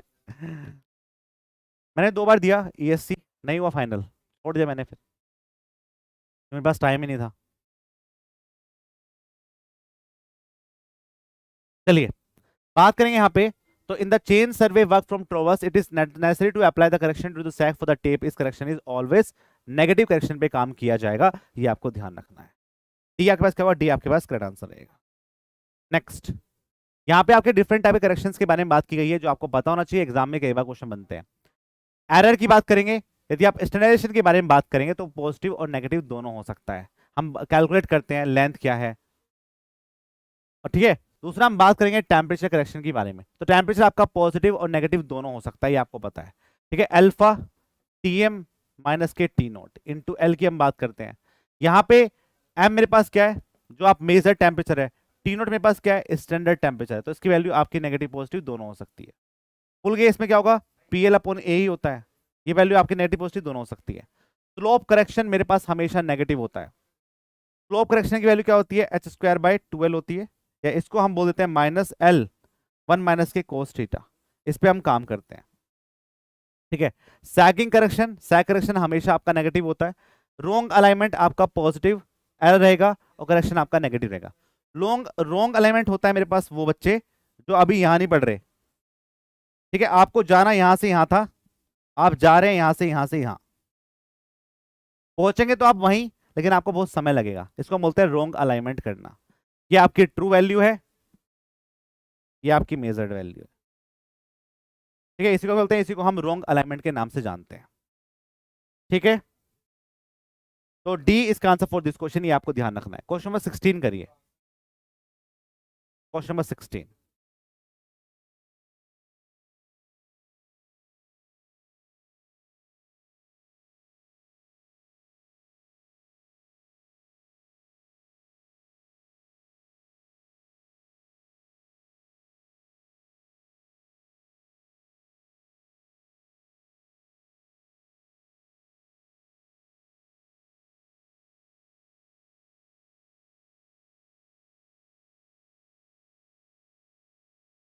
बताओ आंसर क्या है इसका। In a plane surveying where the graduated staff is observed either with the horizontal line of sight or the inclined line of sight, ये क्वेश्चन कैसे आ गया यहाँ पे, चलो कोई बात नहीं, प्लेन सर्वे कर रहे हैं हम। यदि हम प्लेन सर्वे कर रहे हैं, यदि आपने स्टाफ को ऑब्जर्व किया हॉरिजॉन्टल लाइन ऑफ साइट और इंक्लाइन लाइन ऑफ साइट में, तो इफेक्ट ऑफ रिफ्रैक्शन क्या होता है, what is the effect of refraction, जो बच्चे से बता रहे हैं इंक्रीज द स्टाफ रीडिंग, गलत बता रहे हैं। जब भी आपके पास रिफ्रैक्शन आता है तो आपकी जो रेज है ना, वो अर्थ की तरफ बैंड कर जाती हैं, और जब वो अर्थ की तरफ बैंड करने की कोशिश करेंगी तो आपके पास जो रीडिंग है वो हमेशा कम आएगी। ठीक है, तो ए इज नॉट करेक्ट आंसर, इसको आप ऐसे समझो, डायग्राम समझो, डायग्राम के हेल्प से। मेरे पास क्या था, ये हम बात कर रहे हैं प्लेन सर्वे कर रहे हैं, और ये आपका इंक्लाइन लाइन ऑफ साइट है। अब जो आपकी रेज है वो ऐसी गई एक्चुअली, लेकिन रिफ्रैक्शन की वजह से जब भी आपकी जो रेज है वो आपके एयर मीडियम से डेंसर मीडियम की तरफ जाएंगी तो वो बैंड हो जाती हैं, और जब वो बैंड होती हैं तो उसकी रीडिंग आपको यहां पे मेजर होगी। तो जो स्टाफ की रीडिंग पहले आपकी ये मेजर होनी थी, अब आपकी ये मेजर हो रही है, तो क्या स्टाफ की रीडिंग डिक्रीज नहीं करेगी, एकदम से वक्त बदल गए, जज्बा बदल गए, तो स्टाफ रीडिंग डिक्रीजेस, तो ये आपकी स्टाफ जो रीडिंग होती है वो डिक्रीज करना स्टार्ट कर देती है।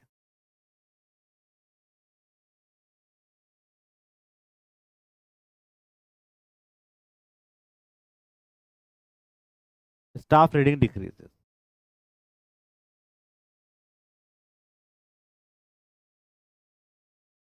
ठीक है, ये बात आपको ध्यान रखनी है।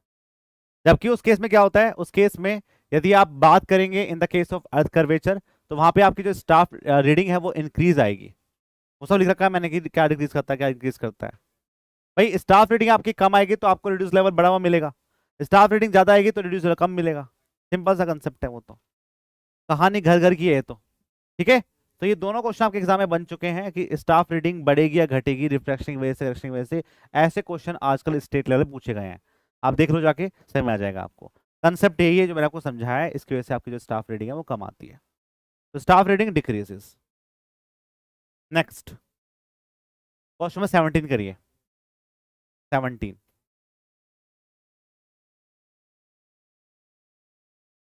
सर अर्थ कर्वेचर कैसे इंक्रीज करेगा? आएगा बेटा, जब हम पढ़ेंगे ना, अभी लेवलिंग पढ़ेंगे, बताऊंगा आपको, ठीक है। शिवम कुमार सिंह, बताऊंगा कैसे आता है।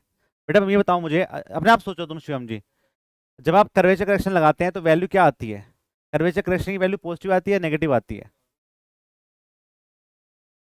बताओ जल्दी से शिवम जी। नेगेटिव आती है करेक्शन की वैल्यू, क्यों आती? अब नेगेटिव आई करेक्शन की वैल्यू, तो क्या एरर आपका पॉजिटिव नहीं होगा? जब एरर आपका पॉजिटिव होगा दैट मीन्स कि आपने रीडिंग बड़ी ली है। सिंपल बात समझो ना आप शिवम जी।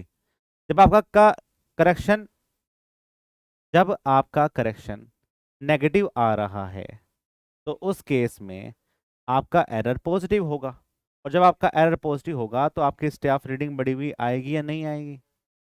सिंपल सोचो। अब बात करेंगे question number 17, hypotenuse allowance is given by is the expression of. तो इसमें हम मेजर डिस्टेंस sec थीटा -1 पे काम करते हैं, एंड सी इसका answer for this question. Next question number 18 करिए। The maximum tolerance over length of a 20 metre and 30 metre matrix chain should be respectively. तो जो मैक्सिमम टॉलरेंस आपके पास होता है ओवरऑल लेंथ में 20 मीटर में एंड 30 मीटर चेन में, इट इज रिस्पेक्टिवली। टॉलरेंस का मतलब ये होता है कि आपके पास एग्जैक्ट 20 मीटर की चेन नहीं थी, हमने इसके अंदर कुछ ना कुछ वेरिएशंस कर सकते हैं, मतलब इट इज अलाउेबल वेरिएशन, कितना मैक्सिमम वेरिएशन को इसको हम अलाउ कर सकते हैं। तो बेसिकली वो आपके पास 20 मीटर में 5 mm होता है और 30 मीटर में 8 mm होता है। कुछ वैल्यूज और ध्यान रखेंगे, जैसे 5 मीटर की चेन में प्लस माइनस के 3 mm, 10 मीटर में भी 3 mm होता है, 20 मीटर में 5 mm होता है, और 30 मीटर में आपका 8 mm का अलाउेबल देखा जा सकता है। तो आंसर क्या यहाँ पे? आंसर हो जाएगा सी। नेक्स्ट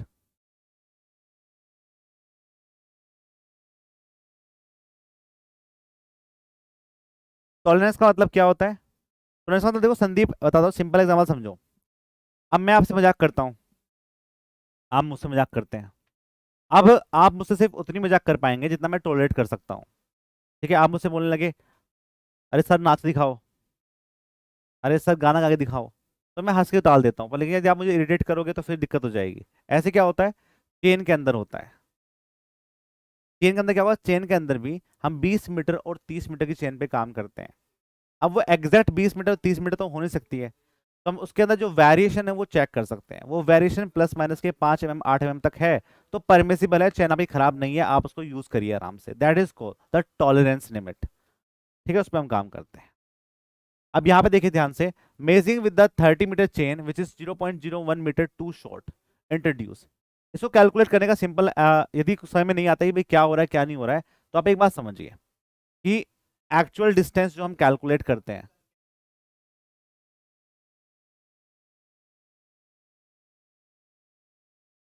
थर्टी माइनस के 0.01 divided by 30 into major distance.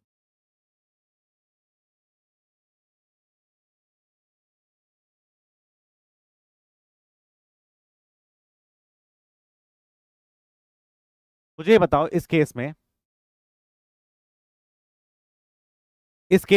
और एक इस केस में एक्चुअल डिस्टेंस,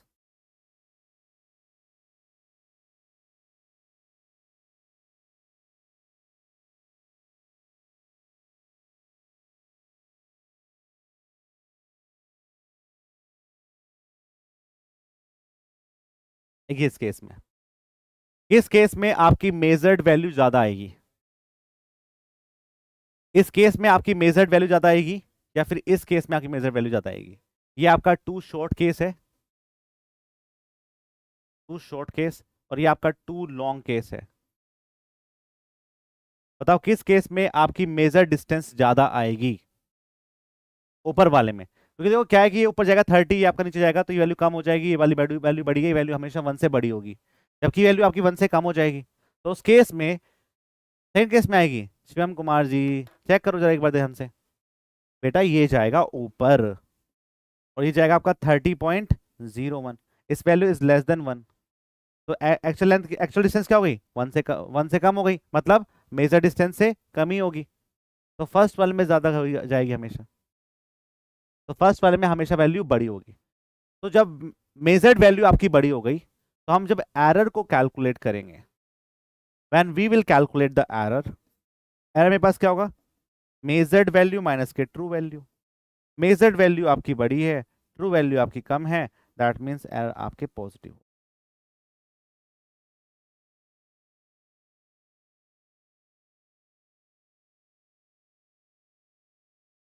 ठीक है, तो क्या हो गया यहाँ पे बेसिकली आपके पॉजिटिव और कॉमुलेटिव एरर रहेंगे, क्योंकि हमें पता चल रहा है कि आपकी जो लेंथ है टेप की वो छोटी हो रही है।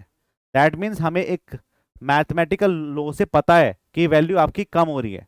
ऐसा नहीं है कि that is a random error and that is a compensating error, ऐसा कुछ नहीं हो रहा है।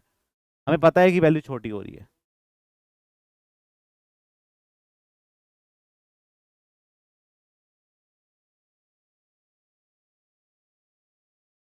ठीक है सर, कॉमुलेटिव और कंपनसेटिंग में क्या डिफरेंस है, हाँ कल की क्लास में नहीं आए थे तुम।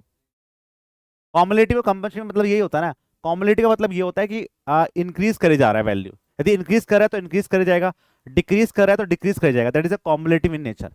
लेकिन कंपनसेटिव में क्या होगा, कंपनसेटिव में ऐसा नहीं होता है। कंपनसेटिव में इंक्रीज भी कर सकता है और डिक्रीज भी कर सकता है, कोई मैथमेटिकल लॉ को फॉलो नहीं करता है। ठीक है, कोई मैथमेटिकल लॉ को नहीं फॉलो नहीं करेगा, तो जितने भी कंपनसेटिंग होता है that is a random error type के होते हैं। ठीक है, शत्रुघ्न दास, कल क्लास में नहीं आए तुम। तो पॉजिटिव कॉम्युलेटिव एरर मेरे पास आंसर रहेगा एंड सी इसका आंसर फॉर दिस, क्योंकि यहाँ पे मैथमेटिकल लॉ से हमें पता है कि वैल्यू यहाँ पे इंक्रीज ही करेगी। सर क्या स्लोप करेक्शन रॉन्ग अलाइनमेंट में चेन के केस में कर सकते हैं क्या? सर क्या slope correction wrong alignment of chain के केस में कर सकते हैं क्या?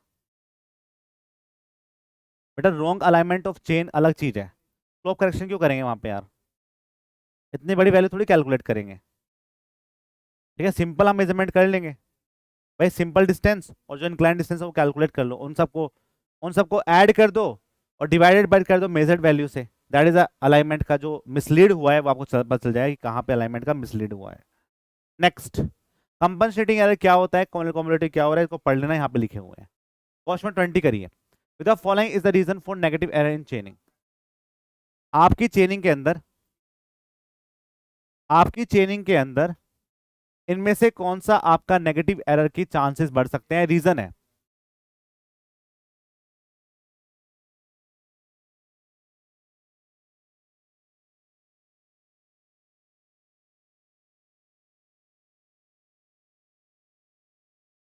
बताइए आंसर क्या है इसका।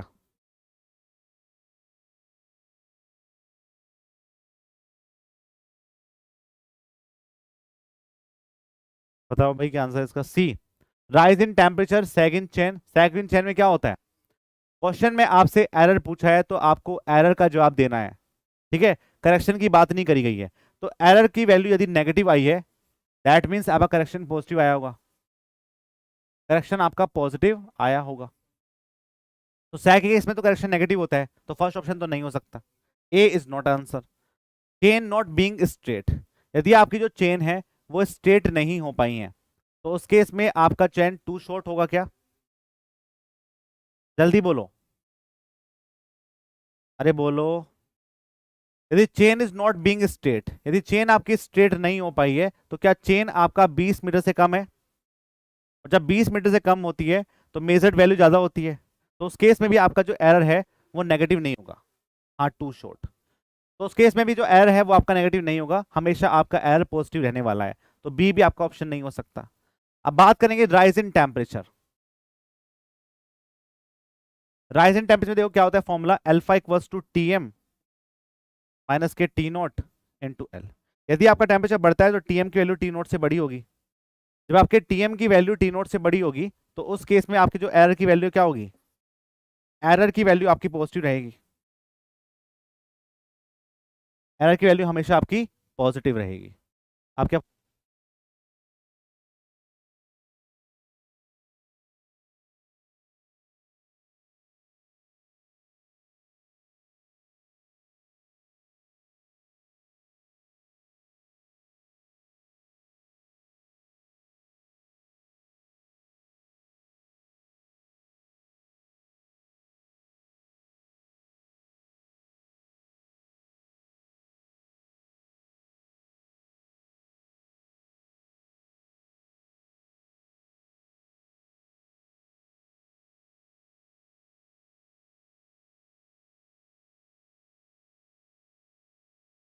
अल्फा इक्वल्स टू, बात में आई देखो आपको, क्या ये alpha equals to T M minus के टी नोट इंटू एल का फॉर्मूला होता है?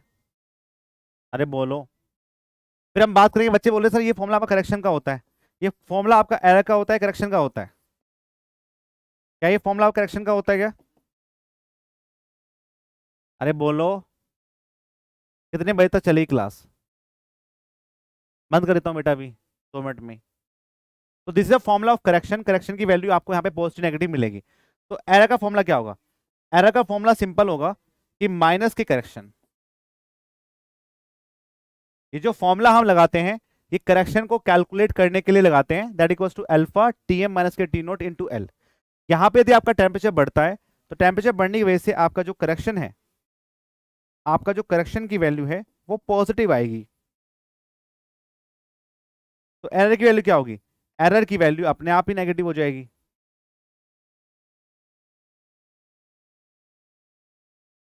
ठीक है, तो C is answer for this question. Chain getting out of line due to the wrong arranging. Wrong ranging में से यदि लॉन्ग आपके पास आउट ऑफ रेंजिंग हुआ तब भी आपके पॉजिटिव एरर आते हैं, नेगेटिव एरर नहीं आते हैं। ठीक है, बता आपको ध्यान रखना है, तो सी यहाँ पे करेक्ट आंसर रहेगा। Next, if a chain is found to be too short on testing it can be adjusted by. यदि आपकी जो चेन है वो टू शॉर्ट हो गई है तो उसको हम कैसे एडजस्ट कर सकते हैं, ये आपसे पूछ रहा है, जल्दी बताओ। Strengthening the link, inserting addition circular ring, flattening of the circular ring, and of the above option. इनमें से किसी ऑप्शन पे भी हम काम कर सकते हैं। यदि आपकी जो चेन है वो टू शॉर्ट है तो उसको एडजस्ट आराम से किया जा सकता है, एंड डी इसका answer for this question. Next, the hypotenuse allowance is in metre for the 30 metre chain of slope of 1:1/10। अब जो क्या है कि यहाँ पे आपको स्लोप की वैल्यू दे रखी है 1/10।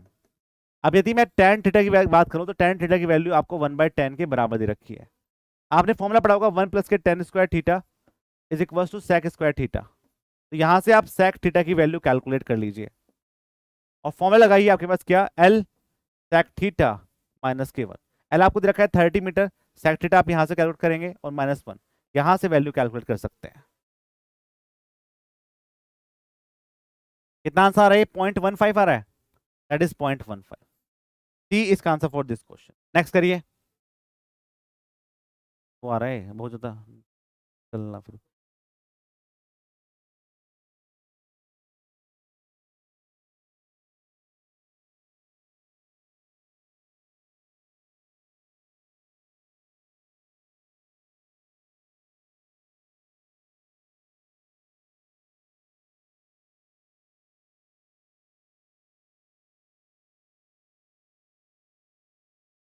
सब पे करने हैं।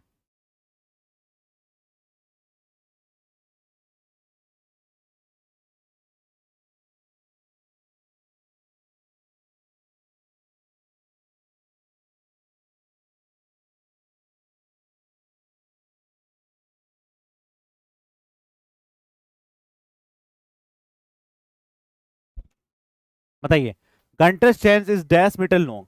जो गंटस चेन है वो कितने मीटर लॉन्ग होती है? आपको पता है 66 फीट होते हैं। ठीक है, और एक फीट क्या होगा? एक फीट आपका 0.303 मीटर के बराबर होता है। तो यहां से आप कैलकुलेट कर लो, यदि आपको मीटर में चेक करना है कि जो गंटस चेन है उसकी लेंथ क्या होगी, दैट इक्वल्स टू 20.12 मीटर। तो ये आपके 20.12 मीटर के बराबर होती है, ये आपको ध्यान रखना है। नेक्स्ट क्वेश्चन 24 करेंगे। 24 सर 22वें नंबर क्वेश्चन बिना कैलसी के कैसे करेंगे? हाँ हाँ हाँ, मुझे नहीं पता भाई कैसे करेंगे, पर करना पड़ेगा तुम्हें। अब मैं आपको बताऊंगा, अप्रोक्सीमेशन में बस टाइम नहीं है अभी, बताऊंगा मैं कैसे करना है आपको। कुछ आपको सीखना पड़ेगा, इसको बोलते हैं वैदिक मैथ, जिसमें हम अप्रोक्सीमेशन पे काम करते हैं। Which are the correct order of the tape based on the accuracy. इनमें से कौन सा टेप आपका एक्यूरेसी के हिसाब से सबसे बेस्ट है? क्या चाहिए? हम बात करेंगे, देखो इनवार टेप सबसे बेस्ट होता है क्योंकि ये आपके पास बेस लाइन को मेजर करता है, बेस लाइन को मेजर करता है।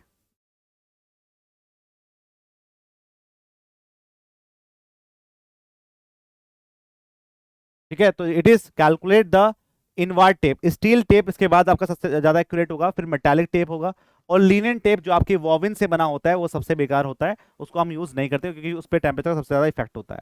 Next, select the incorrect obstacles चेनिंग in the chain सर्वे। इनमें से कौन सा आपका इनकरेक्ट ऑब्स्टिकल्स है in the चेनिंग, in the chain सर्वे। तो आप चेन सर्वे कर रहे हैं तो चेनिंग करते वक्त जो ऑब्स्टिकल्स आएगा इनमें से कौन सा आपका इनकरेक्ट है। Obstacles to ranging only, obstacle to chaining only, obstacle to both chaining and ranging only, obstacle to plotting. बताइए जल्दी बोलो। देखो रेंजिंग में आपके पास यदि ऑब्स्टिकल्स है तो चेनिंग में तो ऑब्स्टिकल्स रहेंगी रहेंगी, आपको दिख नहीं रहा कुछ चीजें तो दिक्कत होगी। दूसरा, obstacles in चेनिंग only, it is a correct statement. और चेनिंग और रेंजिंग तब भी आपकी चेन में दिक्कत होगी, लेकिन जो फोर्थ स्टेटमेंट है it is a incorrect.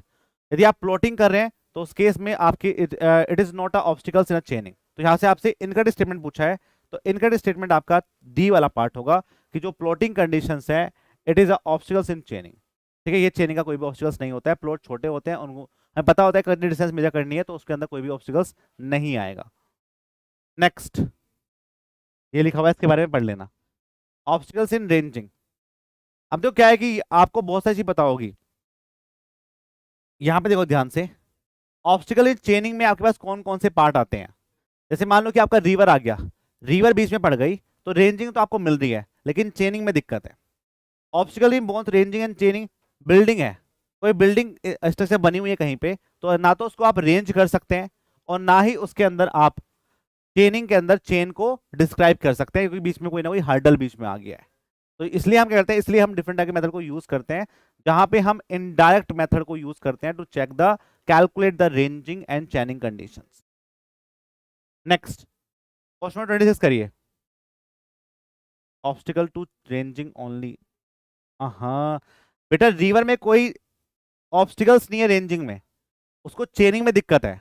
Ajay Kumar ध्यान समझो, बीच में रिवर पड़ रही है तो चेन आप कैसे लेके जाओगे, नहर में कूद के जाओगे, लेकिन रेंज में कोई दिक्कत नहीं है। क्वेश्चन 26 करेंगे, which the following chain mainly use for measuring the field in cadastral survey. तो उसके इसमें हम रिवेन्यू चेन को यूज करते हैं, आपको पता है। गंटस सर्वे चेन एक ही होता है, ये भी आपको पता है। नेक्स्ट,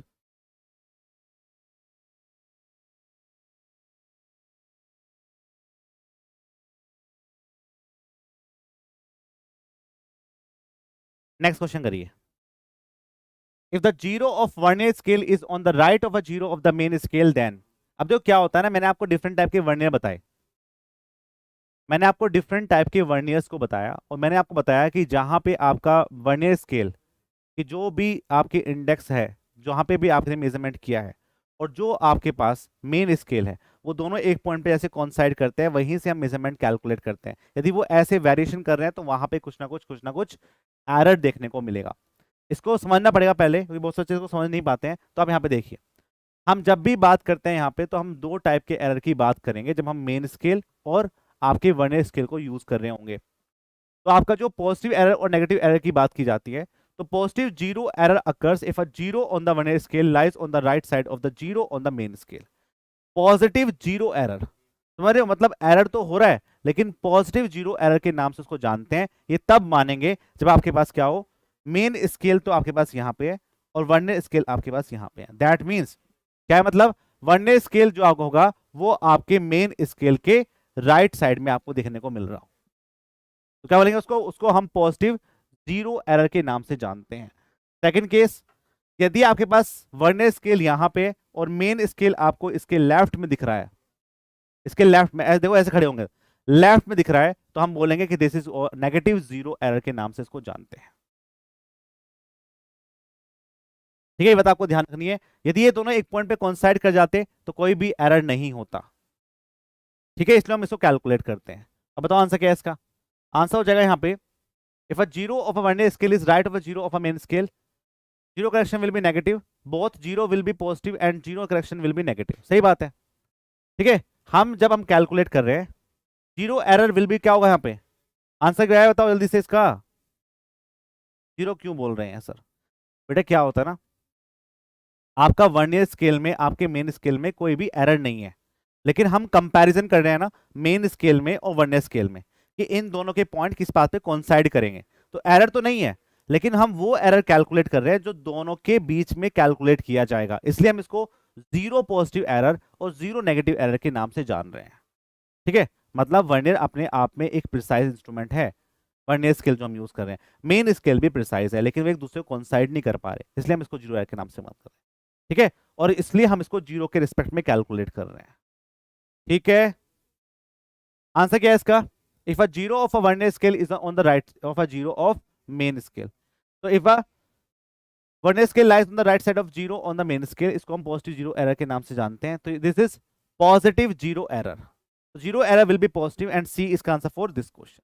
यदि आपके पास जो वर्नियर है वो आपके मेन स्केल के राइट साइड में है,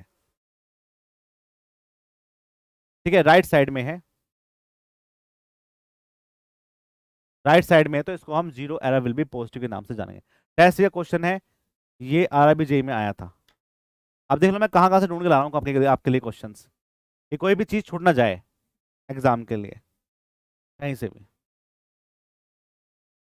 क्वेश्चन नंबर 28 करिए। नेक्स्ट क्वेश्चन में आपसे लगा है A chain length of Gunter's chain is equals to, simple सवाल है तो नेक्स्ट चलते हैं, ये करिए। नेक्स्ट क्वेश्चन करिए। आइडेंटिफाई द इनकरेक्ट स्टेटमेंट, इनमें से कौन सा स्टेटमेंट आपका इनकरेक्ट है? Which statement is incorrect?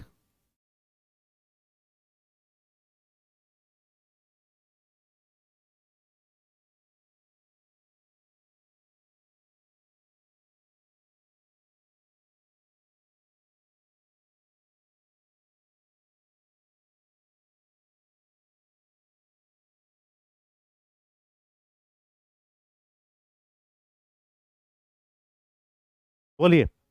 Error arising due to the expansion is steel tape are systematic error which are cumulative in nature. देखो एक्सपेंशन की बात कर रहा है, दैट मींस टेम्परेचर इंक्रीज कर रहा है, तो ये तो स्टेटमेंट सही है। Random error are mainly caused by the limitation of observed and instrument. Cumulative इसको छोड़ देते हैं अभी, इसका अभी आइडिया नहीं है हमें। Cumulative error seriously affected the accuracy of the work and are proportional to the square root of a length of गलत। ये तो गलत लिखा हुआ है यार, ध्यान से देखो। कॉम्युलेटिव एरर की जब हम बात करते हैं, जिनको हम सिस्टमैटिक एरर बोलते हैं, it is directly proportional to the length, directly proportional to the length होता है। तो क्वेश्चन में आपसे इनकरेक्ट पूछा है, जब इनकरेक्ट पूछा है तो आपका जो सी स्टेटमेंट है वो आपकी it is a directly proportional to the length of the line होगा।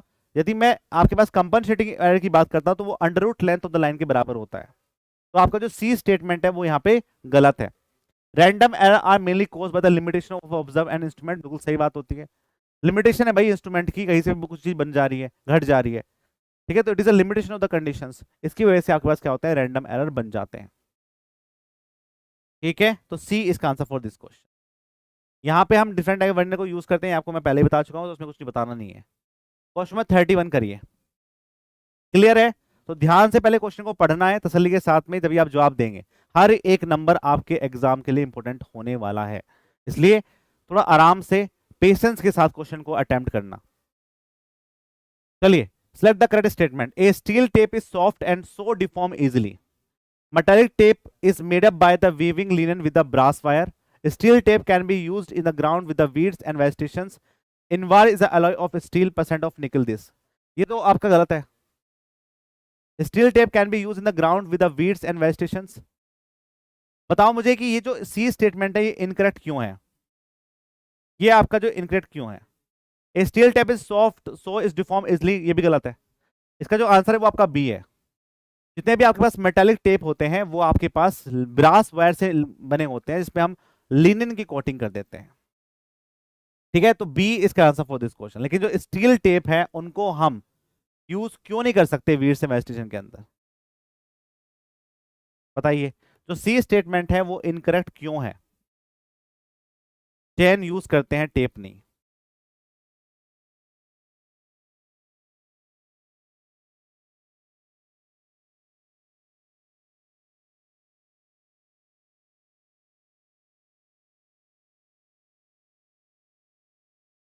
देखो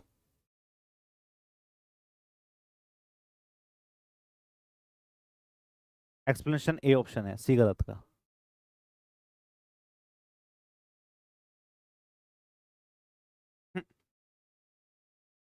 मेनली क्या होता है, कोरोजन्स की वजह से होता है, क्योंकि देखो क्या होगा, जो वीड्स एंड वेजिटेशन पाए जाएंगे तो वहां पे मॉइस्चर तो पाया जाएगा, और जब वहां पे मॉइस्चर पाया जाता है तो उसकी वजह से क्या होगा, उसकी वजह से स्टील टेप के अंदर कुछ ना कुछ कोरोजन्स आ जाते हैं। ठीक है, और मेजरमेंट करना भी इजी नहीं होगा, इसलिए हम बोल देते हैं कि स्टील टेप को हम ग्राउंड पे वीड्स वेजिटेशन पाए जाएंगे तो यूज नहीं करेंगे। ठीक है, ये बात आपको ध्यान रखना है। तो यहाँ पे जो सी है वो भी आपका रॉन्ग है। ये करिए, क्वेश्चन में 34 करेंगे। सर रात भर सोया नहीं मैं। हाँ, तो बेटा कोई बात नहीं, सो जाओ फिर देख लेना उठ के, कोई बात नहीं। कोई हार्ड एंड फास्ट नहीं है कि आपको लाइव क्लास के अंदर आना है, आप अपने हिसाब से अपने टाइम को मैनेज कर सकते हैं। बस ये होता है कि लाइव क्लास में आओगे तो आपकी कॉन्टिन्यूटी बनी रहती है। तो घर में पढ़ते हैं ना, घर बैठ के पढ़ रहे हो आप। बताइए आंसर क्या है इस क्वेश्चन का। रिवेन्यू चेन की हम बात करेंगे, तो ए का तो 3 ऑप्शन होने वाला है, ए का 3 इसमें आ रहा है, ए का 3 इस ऑप्शन में आ रहा है। ठीक है, दूसरा हम बात करेंगे गंटर्स चेन में। तो गंटर्स चेन इज अ 66 फीट, तो 0.66 फीट पे काम किया जाएगा, तो बी का हो जाएगा 4। बी का 4 किस ऑप्शन में आ रहा है, इस ऑप्शन में आ रहा है, and B is answer for this question.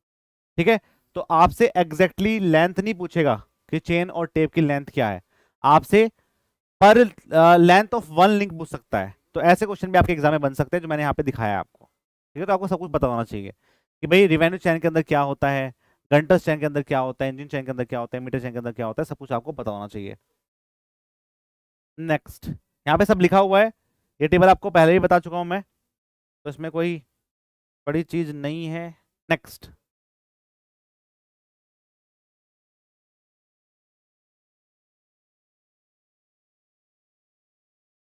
Question number 35 करेंगे। In line joining the apex of triangle to some fixed point on the opposite side of is called। बताओ आंसर क्या है इसका।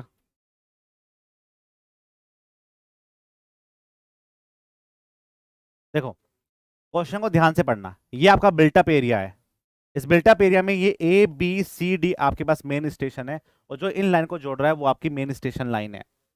ठीक है, मेन लाइन है। अब यहां पे आपने क्या किया, ये आपकी बेस लाइन है, ये मेजरमेंट आपने किया, ये आपकी टाई लाइन है जो आपके मेन स्टेशन को जोड़ेगा, that is a tie line. लेकिन क्वेश्चन देखो ध्यान से पढ़ो क्या बोल रहा है, A line joining the apex of triangle, ये आपके अपेक्स ऑफ ट्राइंगल को जोड़ रहा है क्या। तो इसका जो आंसर है वो टाई लाइन तो हो नहीं सकता, जो आंसर इसका बी दे रहे हैं बहुत ही गलत दे रहे हैं, क्योंकि टाई लाइन तो में अपेक्स ऑफ ट्राइंगल तो आएगा ही नहीं। ये आपके पास चेक लाइन होती है जो आपकी एक्यूरेसी ऑफ एरिया को कैलकुलेट करता है, और ये अपोजिट में होंगे, यहां भी है और यहां भी है। ठीक है, मेन बेस लाइन के अपोजिट साइड में, दोनों साइड में आपको देखने को मिल जाते हैं। तो line join the apex of triangle to some fix point on the opposite side of called, that is called the check line. इसी को हम चेक लाइन के नाम से जानते हैं, एंड ए इज का आंसर फॉर दिस क्वेश्चन। ठीक है, चलिए इसी के साथ आपका जो लीनियर मेजरमेंट वाला पार्ट है, ठीक है, ए इज सी, ए भी, ए एंड सी भी तो है डायग्राम में, क्या बोल रहे हैं,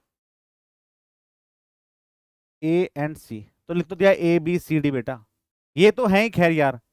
सम fix point on the opposite, opposite side में कहा यार ये, ध्यान से पढ़ो, a line join the apex of triangle to some fix point on the opposite side of, some fix point को अपोजिट साइड पे जोड़ रहे हैं। यदि आप ये ऐसा बोलो कि ए को सी से जोड़ रहा है और बी को डी से जोड़ रहा है, तो ज्यादा किस में आ रहा है, ज्यादा इसमें आ रहा है यार, दोनों साइड में देख रहे हो आप क्या बन रही है, सिमेट्री बन रही है। ठीक है, लॉन्गर डिस्टेंस तो होता ही खैर वो बेस लाइन जिससे हम इनवर्ट टेप यूज करते हैं, आपको सबको पता है।